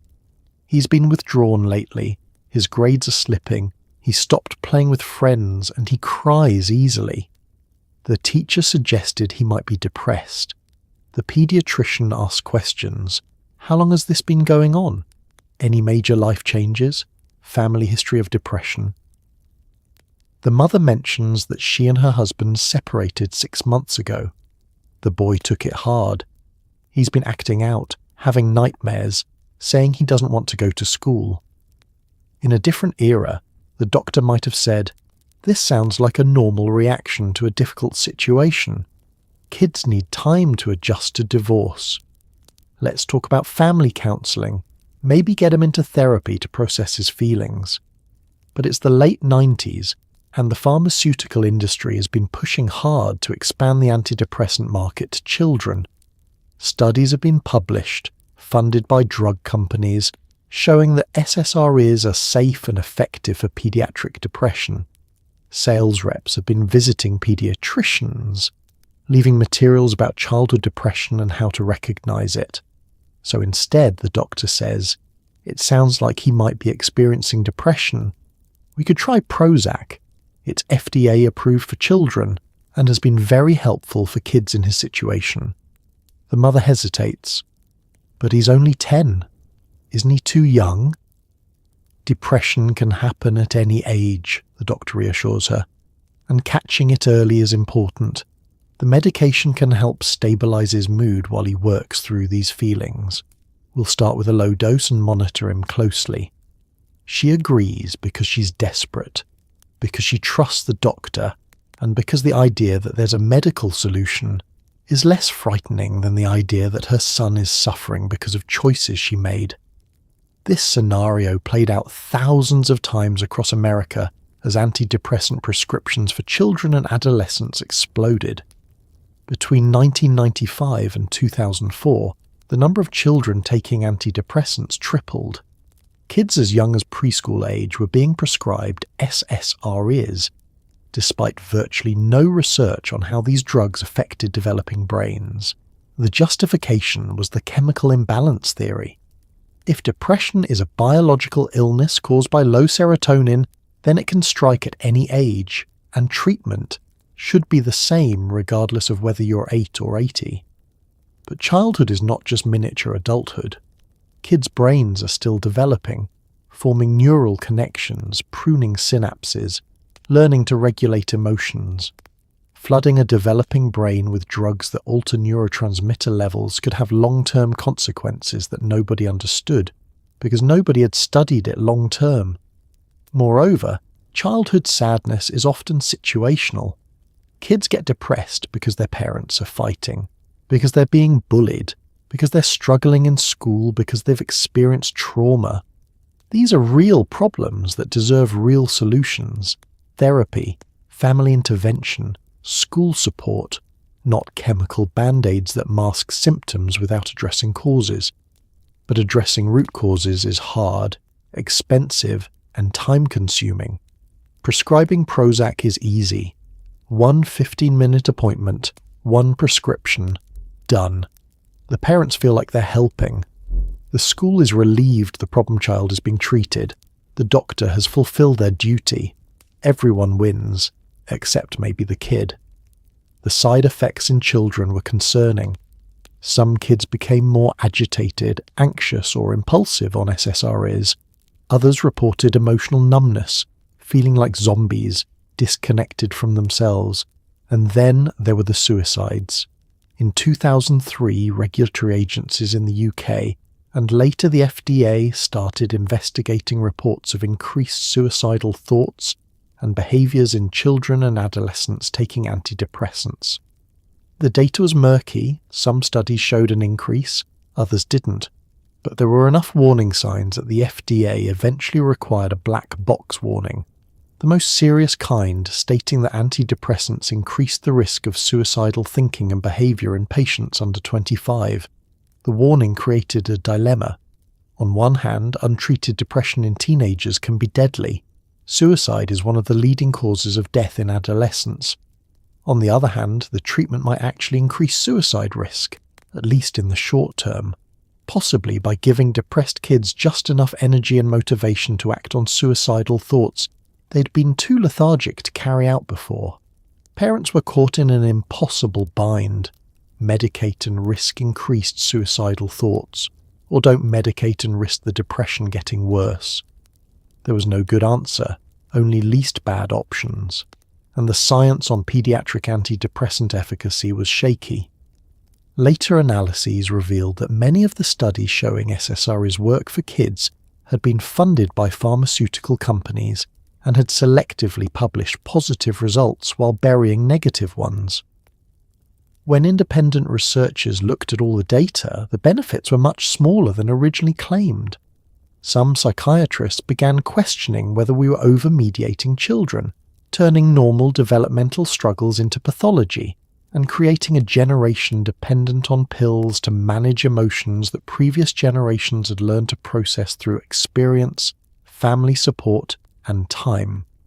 Others argued that depression is real in children, that it causes genuine suffering, and that withholding treatment because of philosophical concerns about overmedication is cruel. The debates continue today. But here's what's undeniable. We conducted a massive, uncontrolled experiment on millions of children, giving them powerful psychiatric drugs without fully understanding the long-term consequences, often without trying other interventions first, and sometimes for problems that might have resolved on their own with support and time.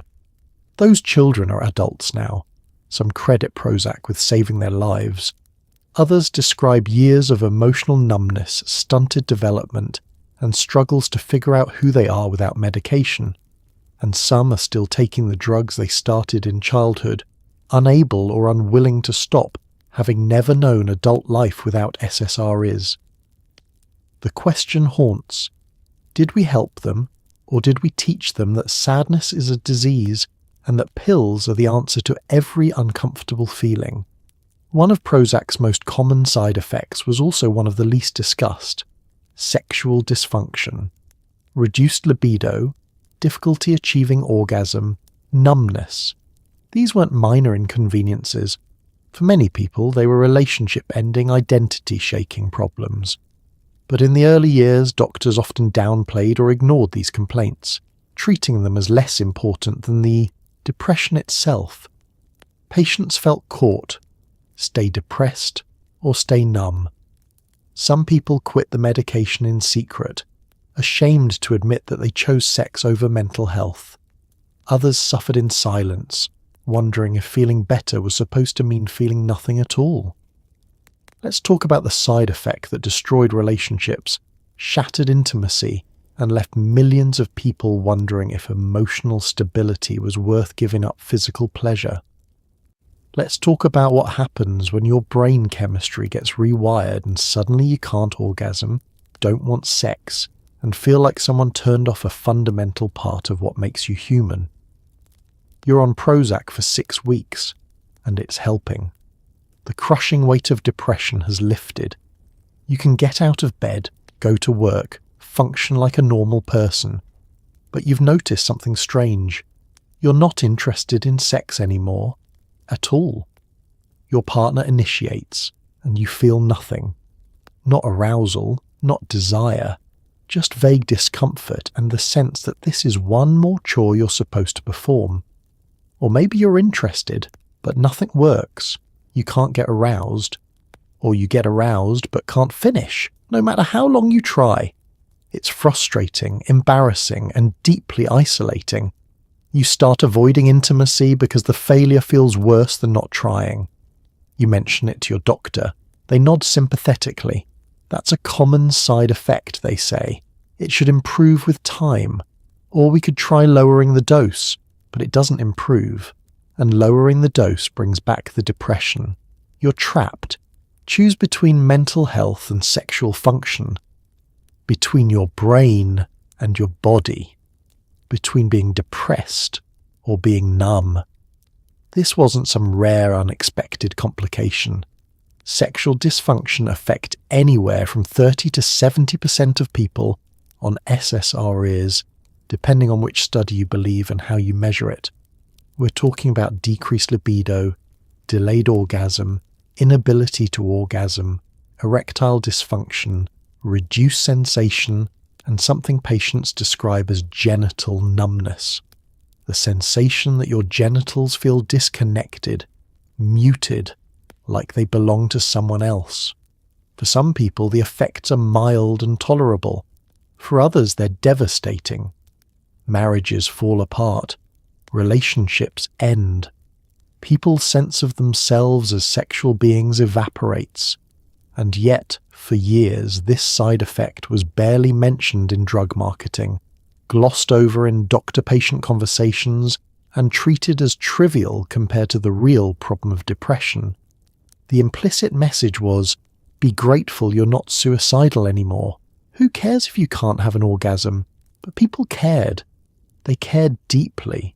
Sexuality is a fundamental part of human experience, of identity, of connection. Taking it away, even in service of mental health, felt like a cruel trade-off. The pharmaceutical industry knew about the sexual side effects from the beginning. They were documented in clinical trials, but marketing materials rarely emphasized them, and when they did, they used euphemistic language like may affect sexual function, without specifying that affect could mean completely destroy. Doctors, many of whom were uncomfortable discussing sex anyway, often didn't ask about it unless patients brought it up. And patients, embarrassed or ashamed, often didn't mention it.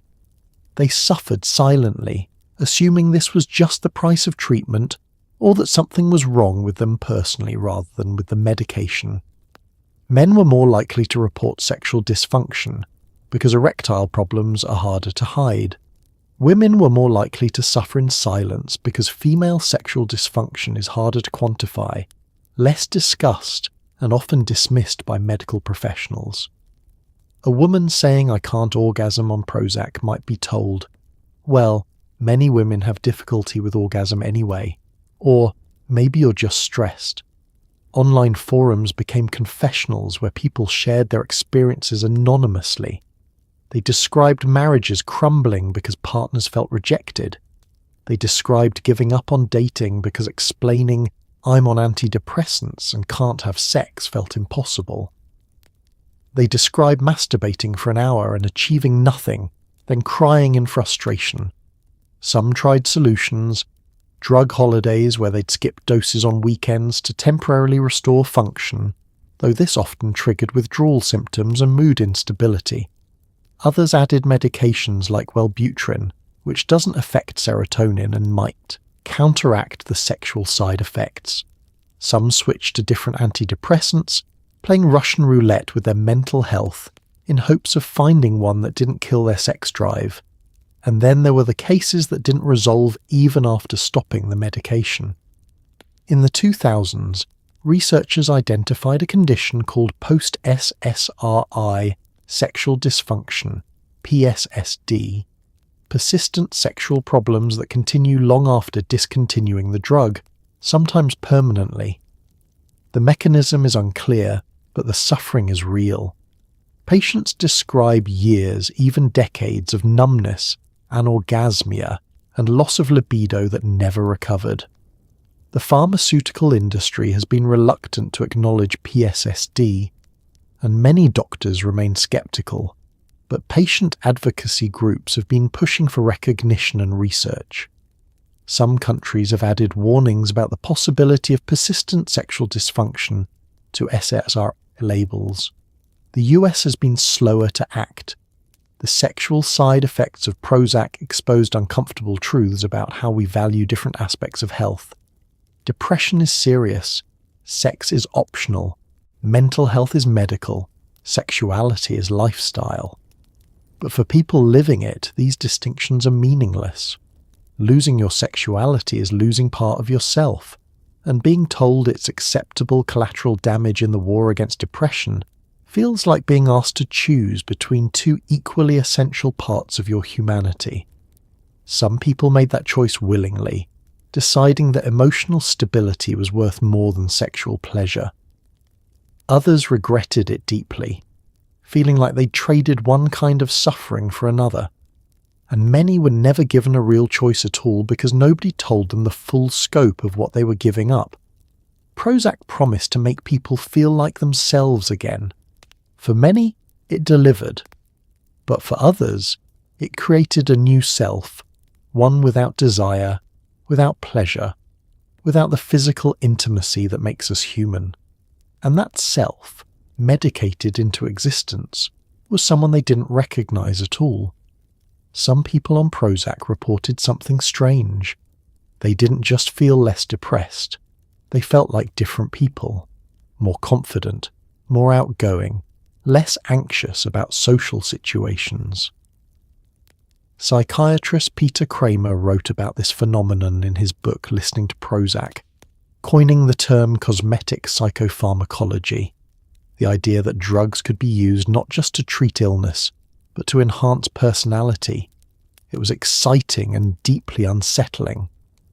If you could change your personality with a pill, who were you really? Was your shy, anxious self the real you, or was the confident, medicated version more authentic? Prozac forced people to confront uncomfortable questions about identity, selfhood, and what it meant to be human. Let's talk about the woman who took Prozac for depression and discovered she wasn't just less sad, she was someone else entirely. Someone bolder, funnier, more willing to speak up in meetings. Someone who didn't ruminate for hours over minor social interactions, who didn't second-guess every decision, who didn't feel a constant low-level hum of anxiety about everything and nothing.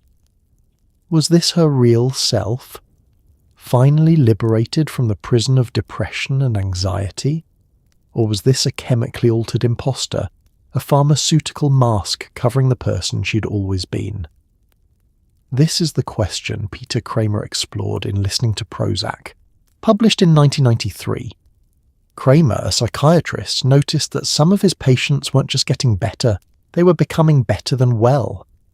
They described feeling more confident, more assertive, more socially comfortable than they'd ever been in their lives, even before they were depressed. One patient told him she felt like herself, only more so. Another said Prozac made him the person he'd always wanted to be, but never had the courage to become. These weren't just symptom reductions, these were personality transformations. Kramer introduced the concept of cosmetic psychopharmacology, using psychiatric drugs not to treat illness, but to enhance normal functioning, to optimize personality the way cosmetic surgery optimizes appearance. And it raised profound questions. If we can chemically alter personality traits like shyness, pessimism, or emotional sensitivity, should we? And if we do, who are we really?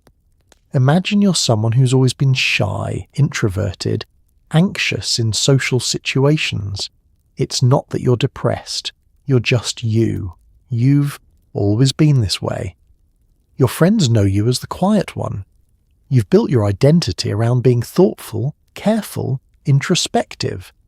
Then you start taking Prozac for mild depression, and suddenly you're chatty at parties. You're volunteering to give presentations at work. You're making jokes, taking risks, putting yourself out there. It feels good, amazing even. But it also feels strange, like you're watching someone else live your life. Are you finally yourself, freed from anxiety that was holding you back? Or have you lost yourself, replaced by a chemically manufactured version that's more socially acceptable but less authentic? There's no clear answer, and that's what makes it unsettling. We like to think of personality as fixed, stable, the core of who we are. But if a pill can change it, then maybe personality is just brain chemistry, as malleable as mood or appetite. And if that's true, then what does self even mean? Some people found this liberating. They'd spent years feeling like they were trapped inside themselves, like their true personality was being suppressed by depression, anxiety, or neuroticism.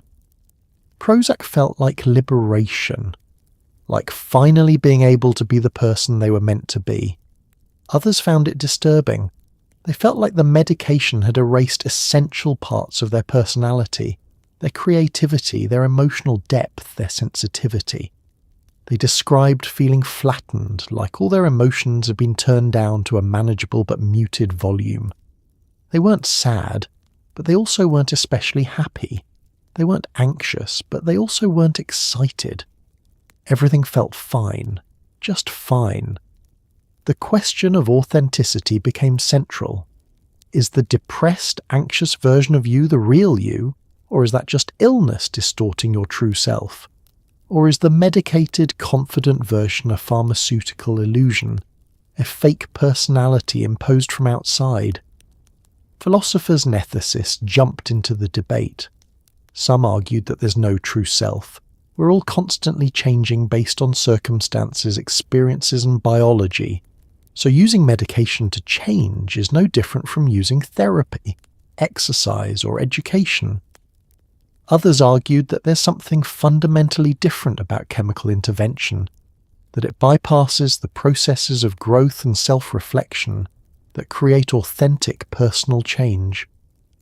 The cosmetic psychopharmacology debate also had a darker edge. It suggested that personality traits we consider negative, shyness, sensitivity, pessimism, could be medically corrected even if they weren't causing dysfunction. It raised the possibility of a future where people would take drugs not because they were sick, but because they wanted to be more competitive, more successful, more likable. And in fact, that future was already arriving. By the late 90s, some people were taking Prozac not for diagnosed depression, but for social anxiety, which sometimes just meant I'm uncomfortable at parties. Others took it because they felt their personality was holding them back professionally. They were too passive, too emotional, too risk-averse, and they wanted a pharmaceutical edge. The pharmaceutical industry quietly encouraged this by expanding the definition of treatable conditions. Social anxiety disorder, for example, went from being a rare, severe phobia to a common condition affecting millions, conveniently treatable with the same SSR is used for depression. Critics accuse the industry of pathologizing normal personality variation, of turning introversion into illness and selling drugs to fix traits that weren't broken. Defenders argued that if someone's shyness was causing them genuine distress, preventing them from forming relationships or advancing in their career, then treating it was compassionate, not coercive. But the line between treatment and enhancement blurred. Who decides when shyness crosses from personality trait to disorder? Who decides when sadness becomes depression or worry becomes anxiety? And if medication can improve your life, make you more successful, more social, happier, does it matter whether you technically meet diagnostic criteria? Prozac opened the door to a world where personality is negotiable, where your baseline mood and temperament are just starting points that can be chemically adjusted. And we're still grappling with what that means, because if you can take a pill and become more confident, more optimistic, more socially comfortable, are you obligated to? If everyone else is enhancing their personality, are you disadvantaged by staying natural? And if we all start medicating away the parts of ourselves we don't like, what happens to diversity of temperament, to the value of different personality types, to the idea that there's no single right way to be human? Prozac wasn't just treating illness, it was redefining what it means to be yourself. And that redefinition is still ongoing, still uncomfortable, and still unresolved. As Prozac and other SSRIs became ubiquitous, doctors started seeing a frightening new side effect: serotonin syndrome. It happened when patients took multiple medications that increased serotonin levels, Prozac plus another antidepressant, or Prozac plus certain migraine drugs, or Prozac plus recreational drugs like MDMA. Too much serotonin caused agitation, confusion, rapid heart rate, high blood pressure, dilated pupils, and in severe cases, seizures, coma, and death. It was rare but terrifying, a reminder that messing with brain chemistry was never as simple as the commercials made it seem. Your brain wasn't a serotonin tank you could just top off without consequences.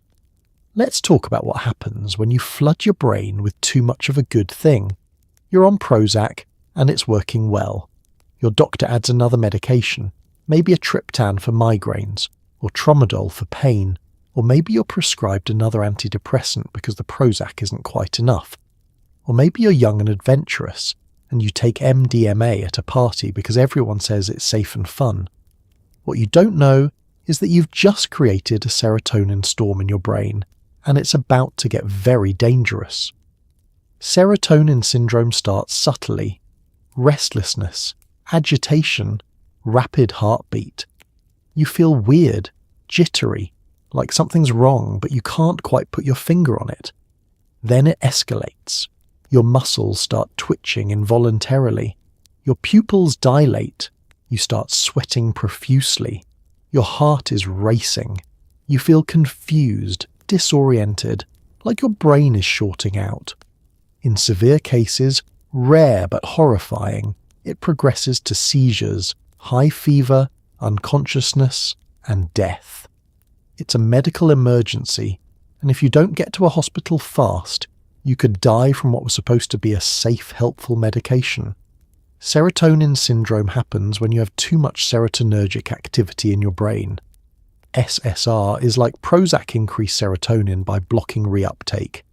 If you add another drug that also affects serotonin, another SSRI, an MAOI, certain migraine medications, some pain medications, St. John's wort, or recreational drugs like MDMA or cocaine, the effects compound. Your brain becomes oversaturated with serotonin and the system goes haywire. The earliest cases appeared in the late 80s and early 90s as SSRI use exploded. Emergency room doctors started seeing patients with bizarre combinations of symptoms: agitation, confusion, muscle rigidity, fever, that didn't fit any standard diagnosis.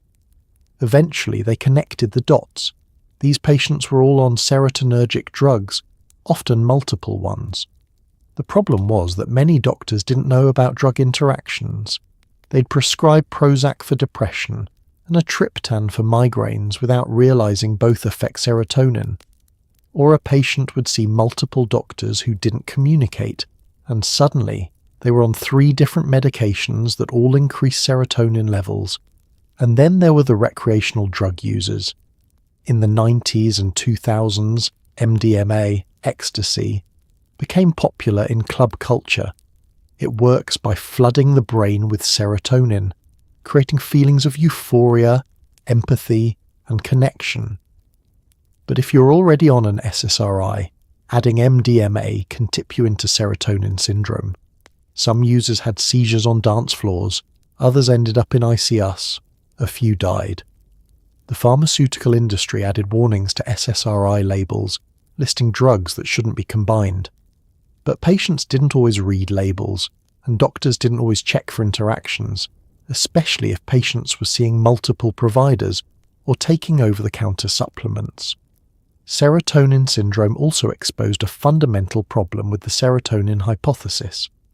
If depression is caused by low serotonin and more serotonin is better, then why does too much serotonin cause a potentially fatal medical emergency? The answer is that the brain's chemistry is about balance, not just levels. You don't want low serotonin, but you also don't want too much. The system needs to be regulated, and flooding it with synthetic chemicals disrupts that regulation in ways we don't fully understand. The cases of serotonin syndrome were relatively rare. Most people on SSRIs never experienced it, but they were reminders that psychiatric medications aren't benign. They're powerful drugs that alter fundamental brain processes, and when things go wrong, they can go very wrong. For patients, it created anxiety. Should you avoid all other medications while on Prozac? What about herbal supplements?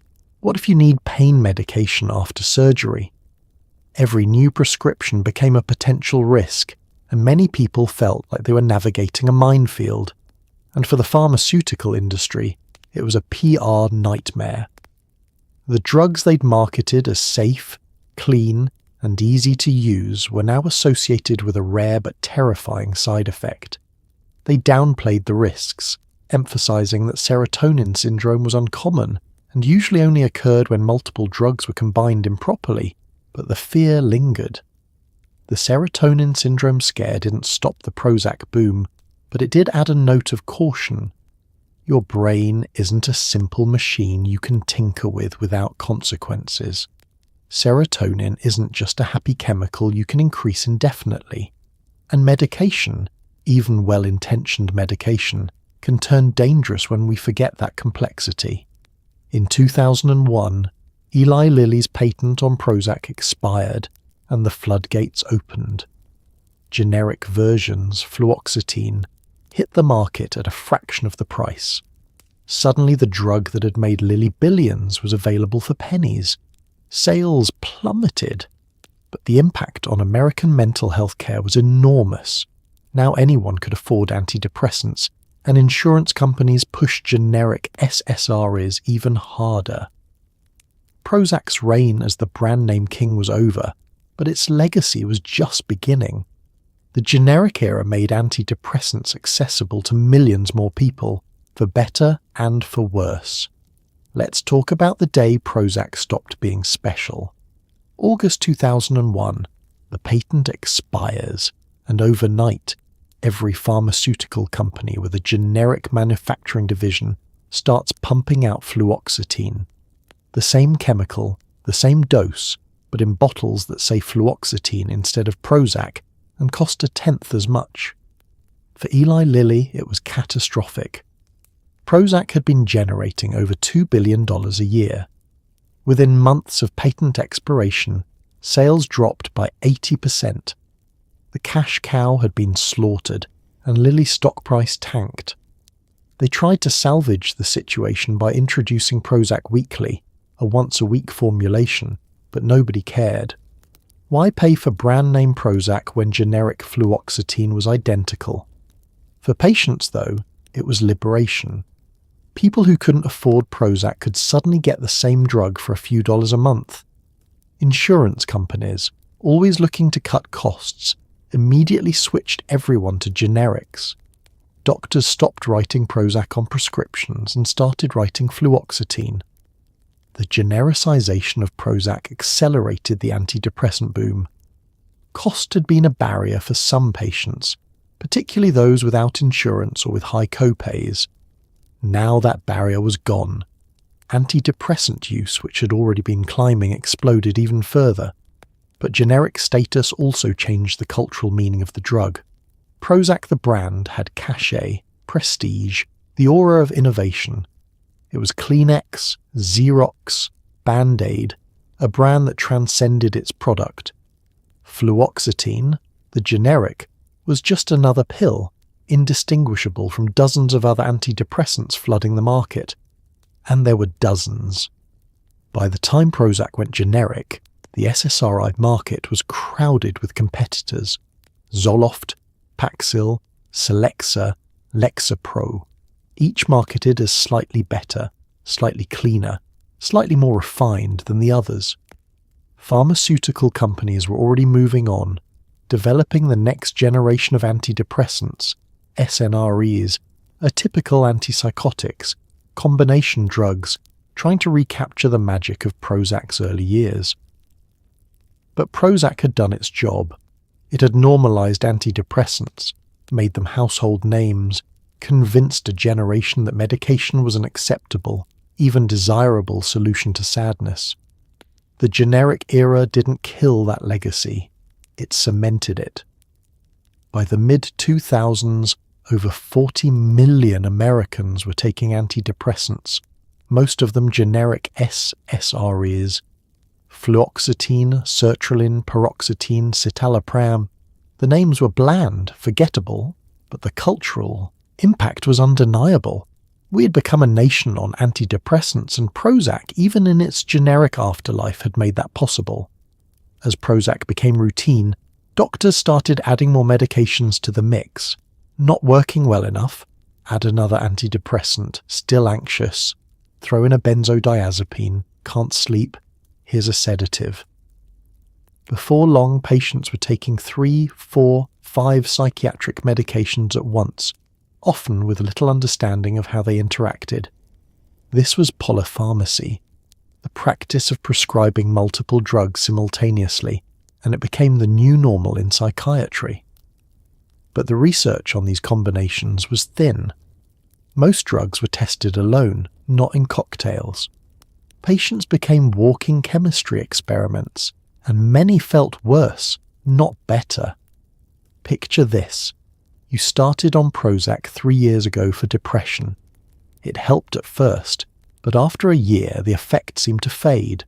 So your doctor added Wellbutrin to augment the Prozac. Then you developed anxiety, maybe from the Wellbutrin, maybe not, so they prescribed Klonopin to take as needed. But you started needing it every day. Then you couldn't sleep, so they added Ambien. Now you're taking 4 psychiatric medications daily, plus 2 more as needed, and you have no idea which one is doing what. You feel different. Not better, exactly. Not worse. Just different. Flat, maybe. Functional, but disconnected. You wonder, is this what mental health feels like, or is this what being overmedicated feels like?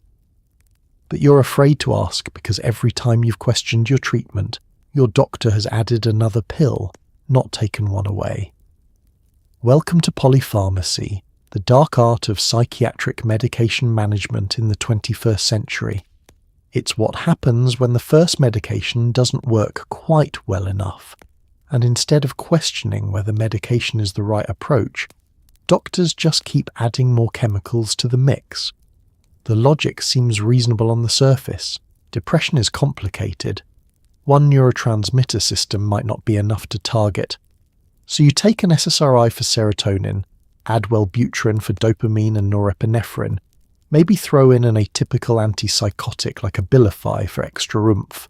It's like adjusting knobs on a soundboard, tweaking levels until you find the perfect balance. Except your brain isn't a soundboard. It's an incomprehensibly complex network of billions of neurons, communicating through dozens of neurotransmitters in ways we barely understand. And we're treating it like a chemistry set, pouring in different compounds and hoping they don't explode. The research on drug combinations is shockingly thin. Most psychiatric medications are tested individually in controlled trials. They're approved by the FDA based on their performance as single agents. But once they're on the market, doctors start combining them in ways that have never been studied, creating drug cocktails based on hunches, anecdotes, and pharmaceutical rep suggestions rather than solid evidence. There's a term for this in medicine: off-label prescribing. It's legal, common, and often necessary because clinical trials can't possibly test every combination. But it also means patients are guinea pigs, taking combinations that might work, might not, or might cause interactions nobody predicted. Polypharmacy exploded in the 2000s and 2010s. Studies show that by 2010, over 20% of people on antidepressants were taking 3 or more psychiatric medications simultaneously. Some were on 5, 6, 7 different drugs. Their medicine cabinets looked like pharmacy shelves, and the combinations got increasingly bizarre. Patients were taking SSRIs plus atypical antipsychotics, originally developed for schizophrenia, now prescribed off-label for everything. They were taking stimulants plus sedatives, mood stabilizers plus antidepressants, sometimes medications with opposing mechanisms that seem to cancel each other out. Psychiatrists defended this approach, arguing that treatment-resistant depression required aggressive intervention, that combining medications could hit multiple targets simultaneously, and for some patients, it worked. They finally found relief after years of suffering, and the complex cocktail was worth it. But for many others, polypharmacy was a nightmare. They felt overmedicated, cognitively impaired, emotionally numb.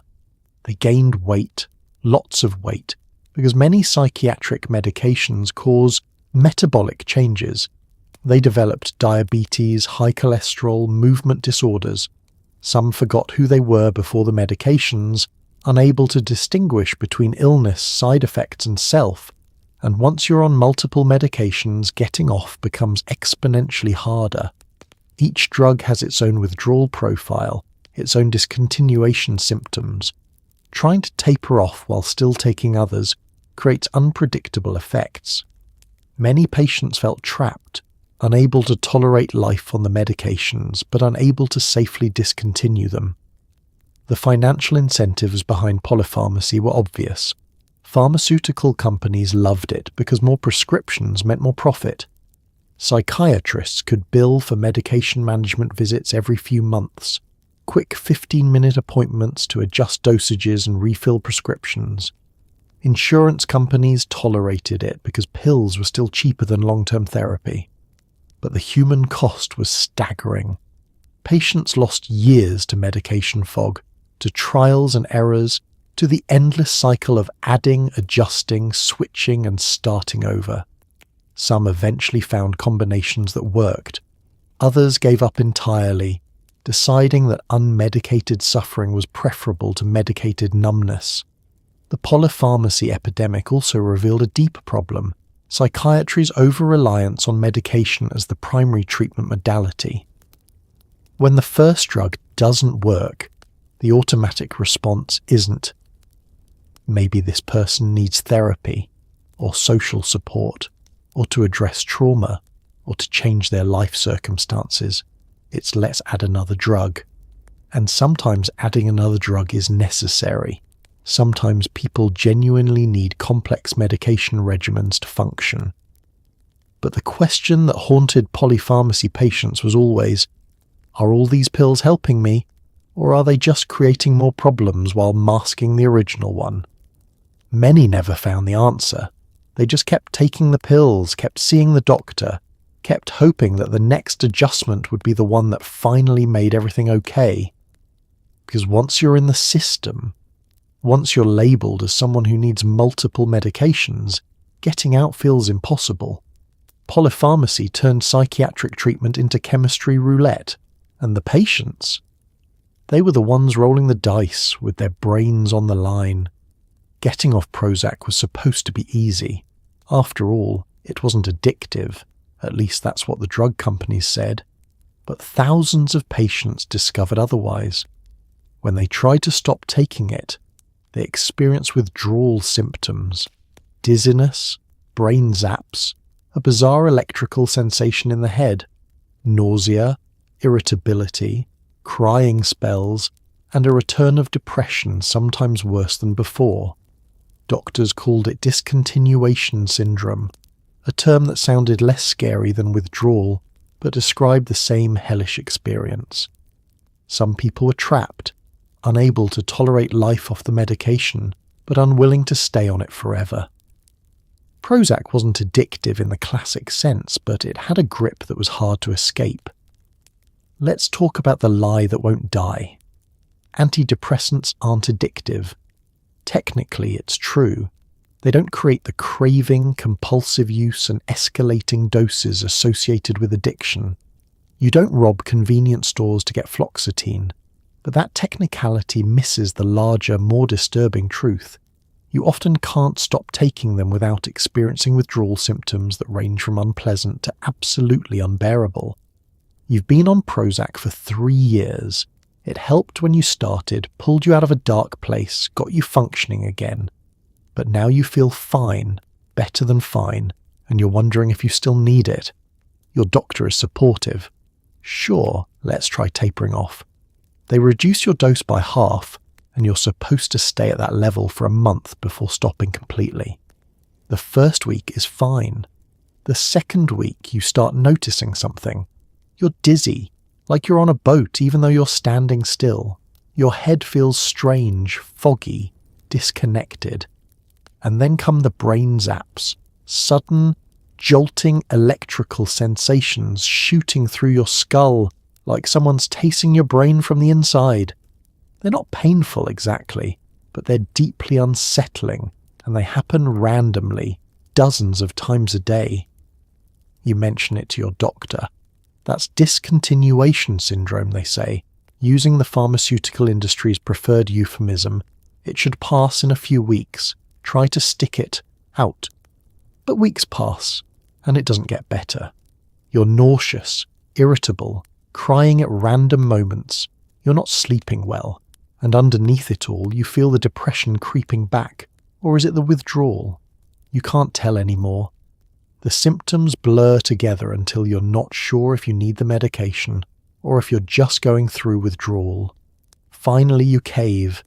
You start taking Prozac again, and within days the symptoms vanish. The brain zaps stop. The dizziness clears. You feel normal again. But now you're trapped, because you know what happens if you try to stop. You're not addicted, but you're dependent, and the distinction feels meaningless when you're suffering. This scenario played out thousands, maybe millions of times as the antidepressant era matured.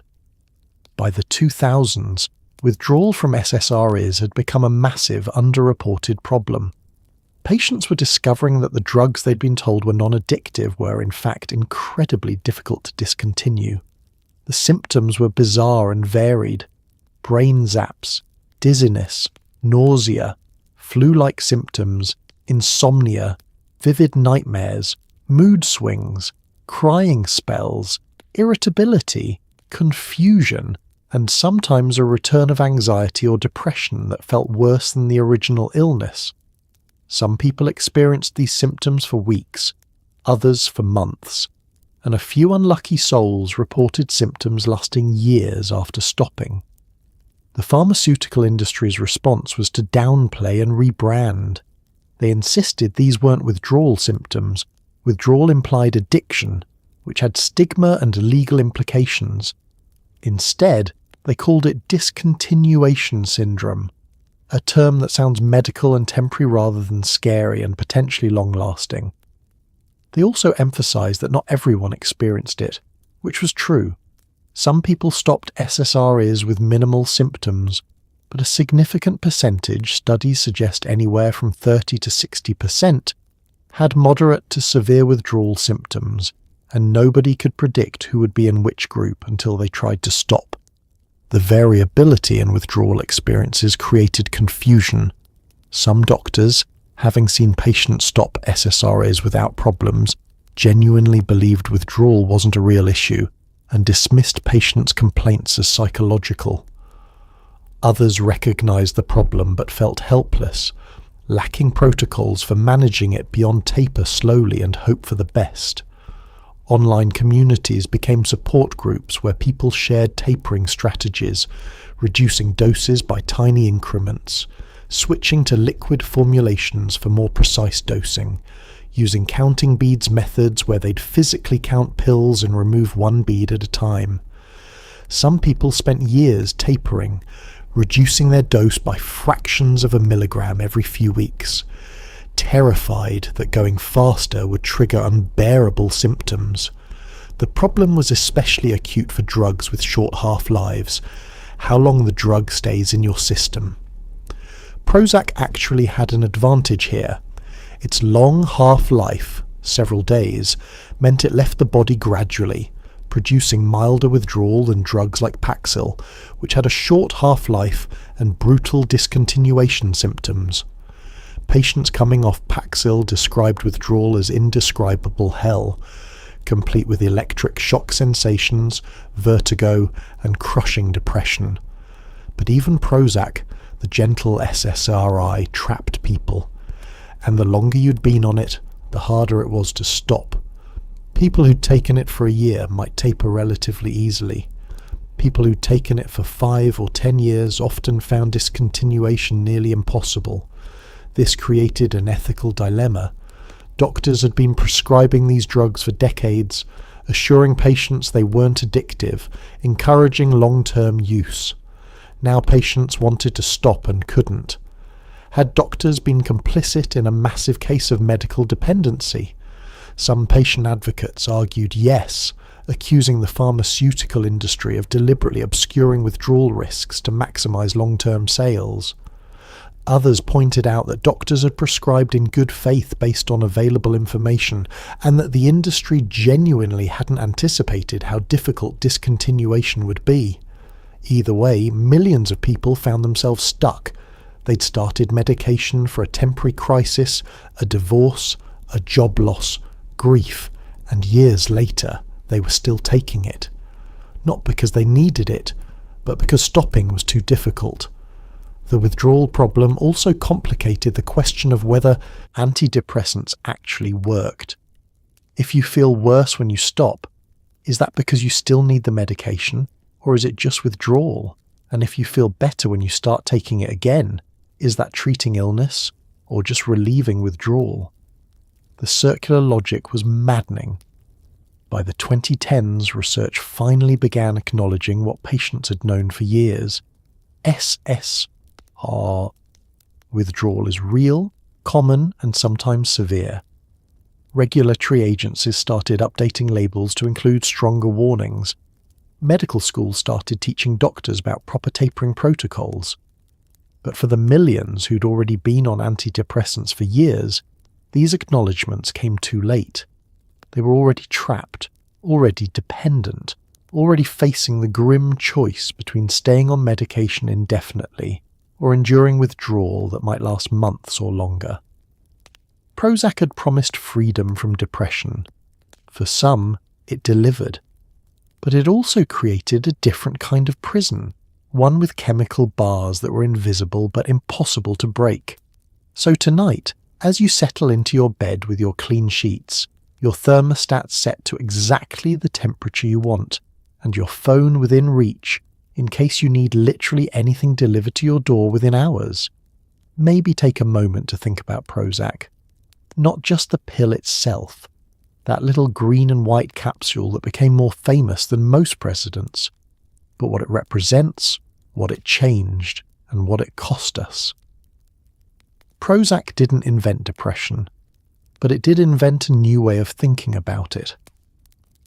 Before 1988, sadness was complicated, philosophical, spiritual, psychological, social. After 1988, it was medical, chemical, fixable with a prescription and a glass of water. That shift was both liberating and limiting.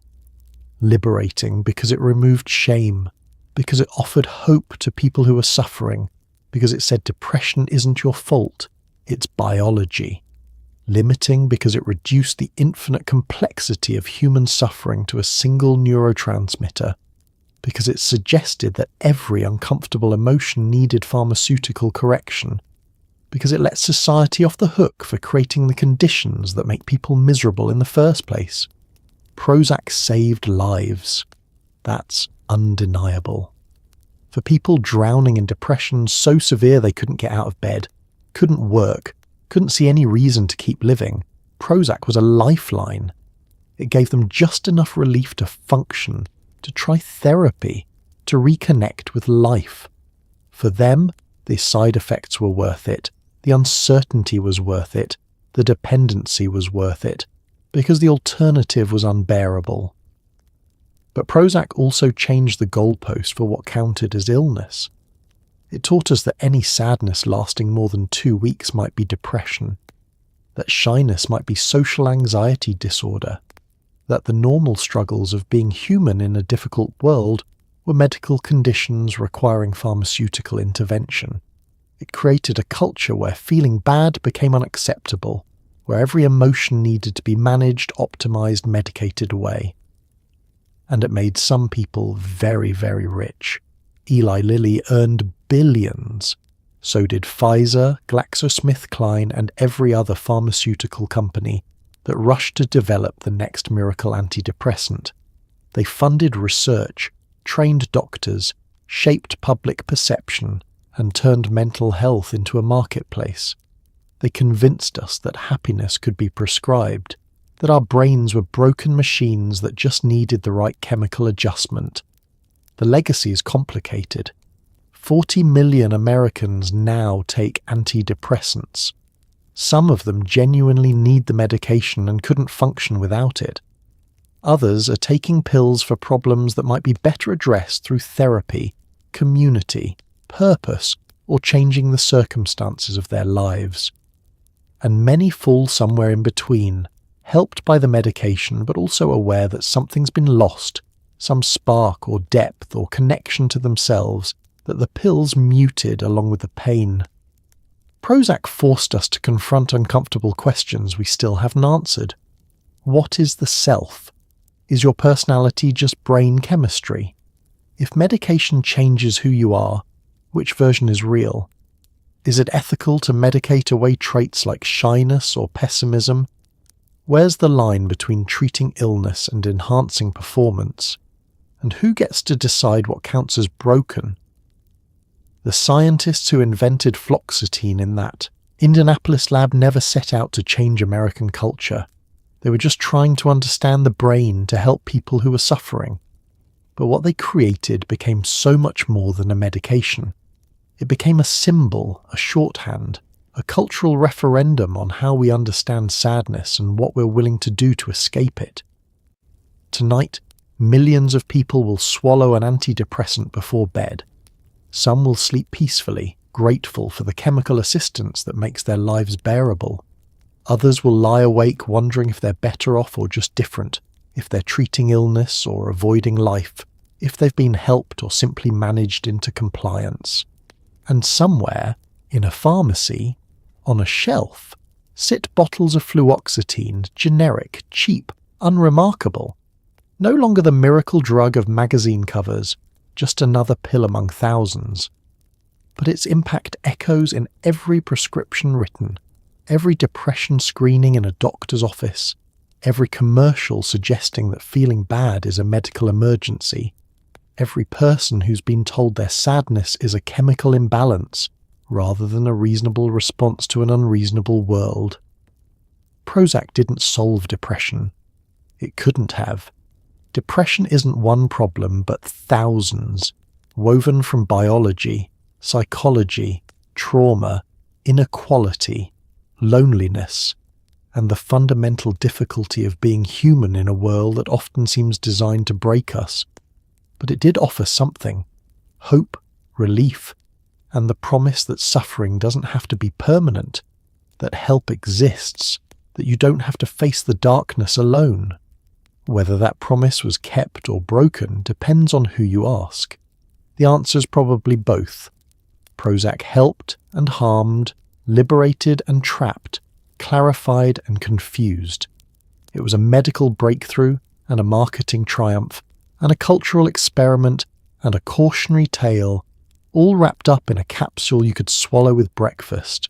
So as you drift off tonight, maybe whisper a quiet thank you to the scientists who were curious enough to wonder what would happen if you blocked serotonin reuptake. Thank the patients brave enough to try an experimental drug when nothing else worked. Thank the advocates who fought to destigmatize mental illness and make treatment accessible. But also remember the people who were harmed, who became suicidal on medication, who lost their sexuality, who spent years trapped in withdrawal, who were medicated when what they needed was connection, purpose, or justice. Remember that every medical advancement comes with costs, and that pharmaceutical solutions are never as simple as the commercials suggest. The story of Prozac is the story of how one pill changed not just psychiatry, but how we understand ourselves, our emotions, our identities, our capacity to endure suffering and find meaning in it. It's the story of American optimism and American impatience, our belief that every problem has a solution, and our insistence that solution be fast, easy, and available in pill form. Whether that's progress or tragedy is still being decided. What's certain is that the little green and white capsule that changed America is still with us, still shaping how we think about sadness, still raising questions we're not quite ready to answer.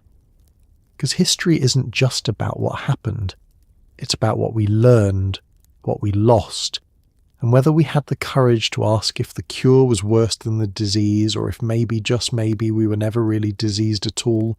Sleep well,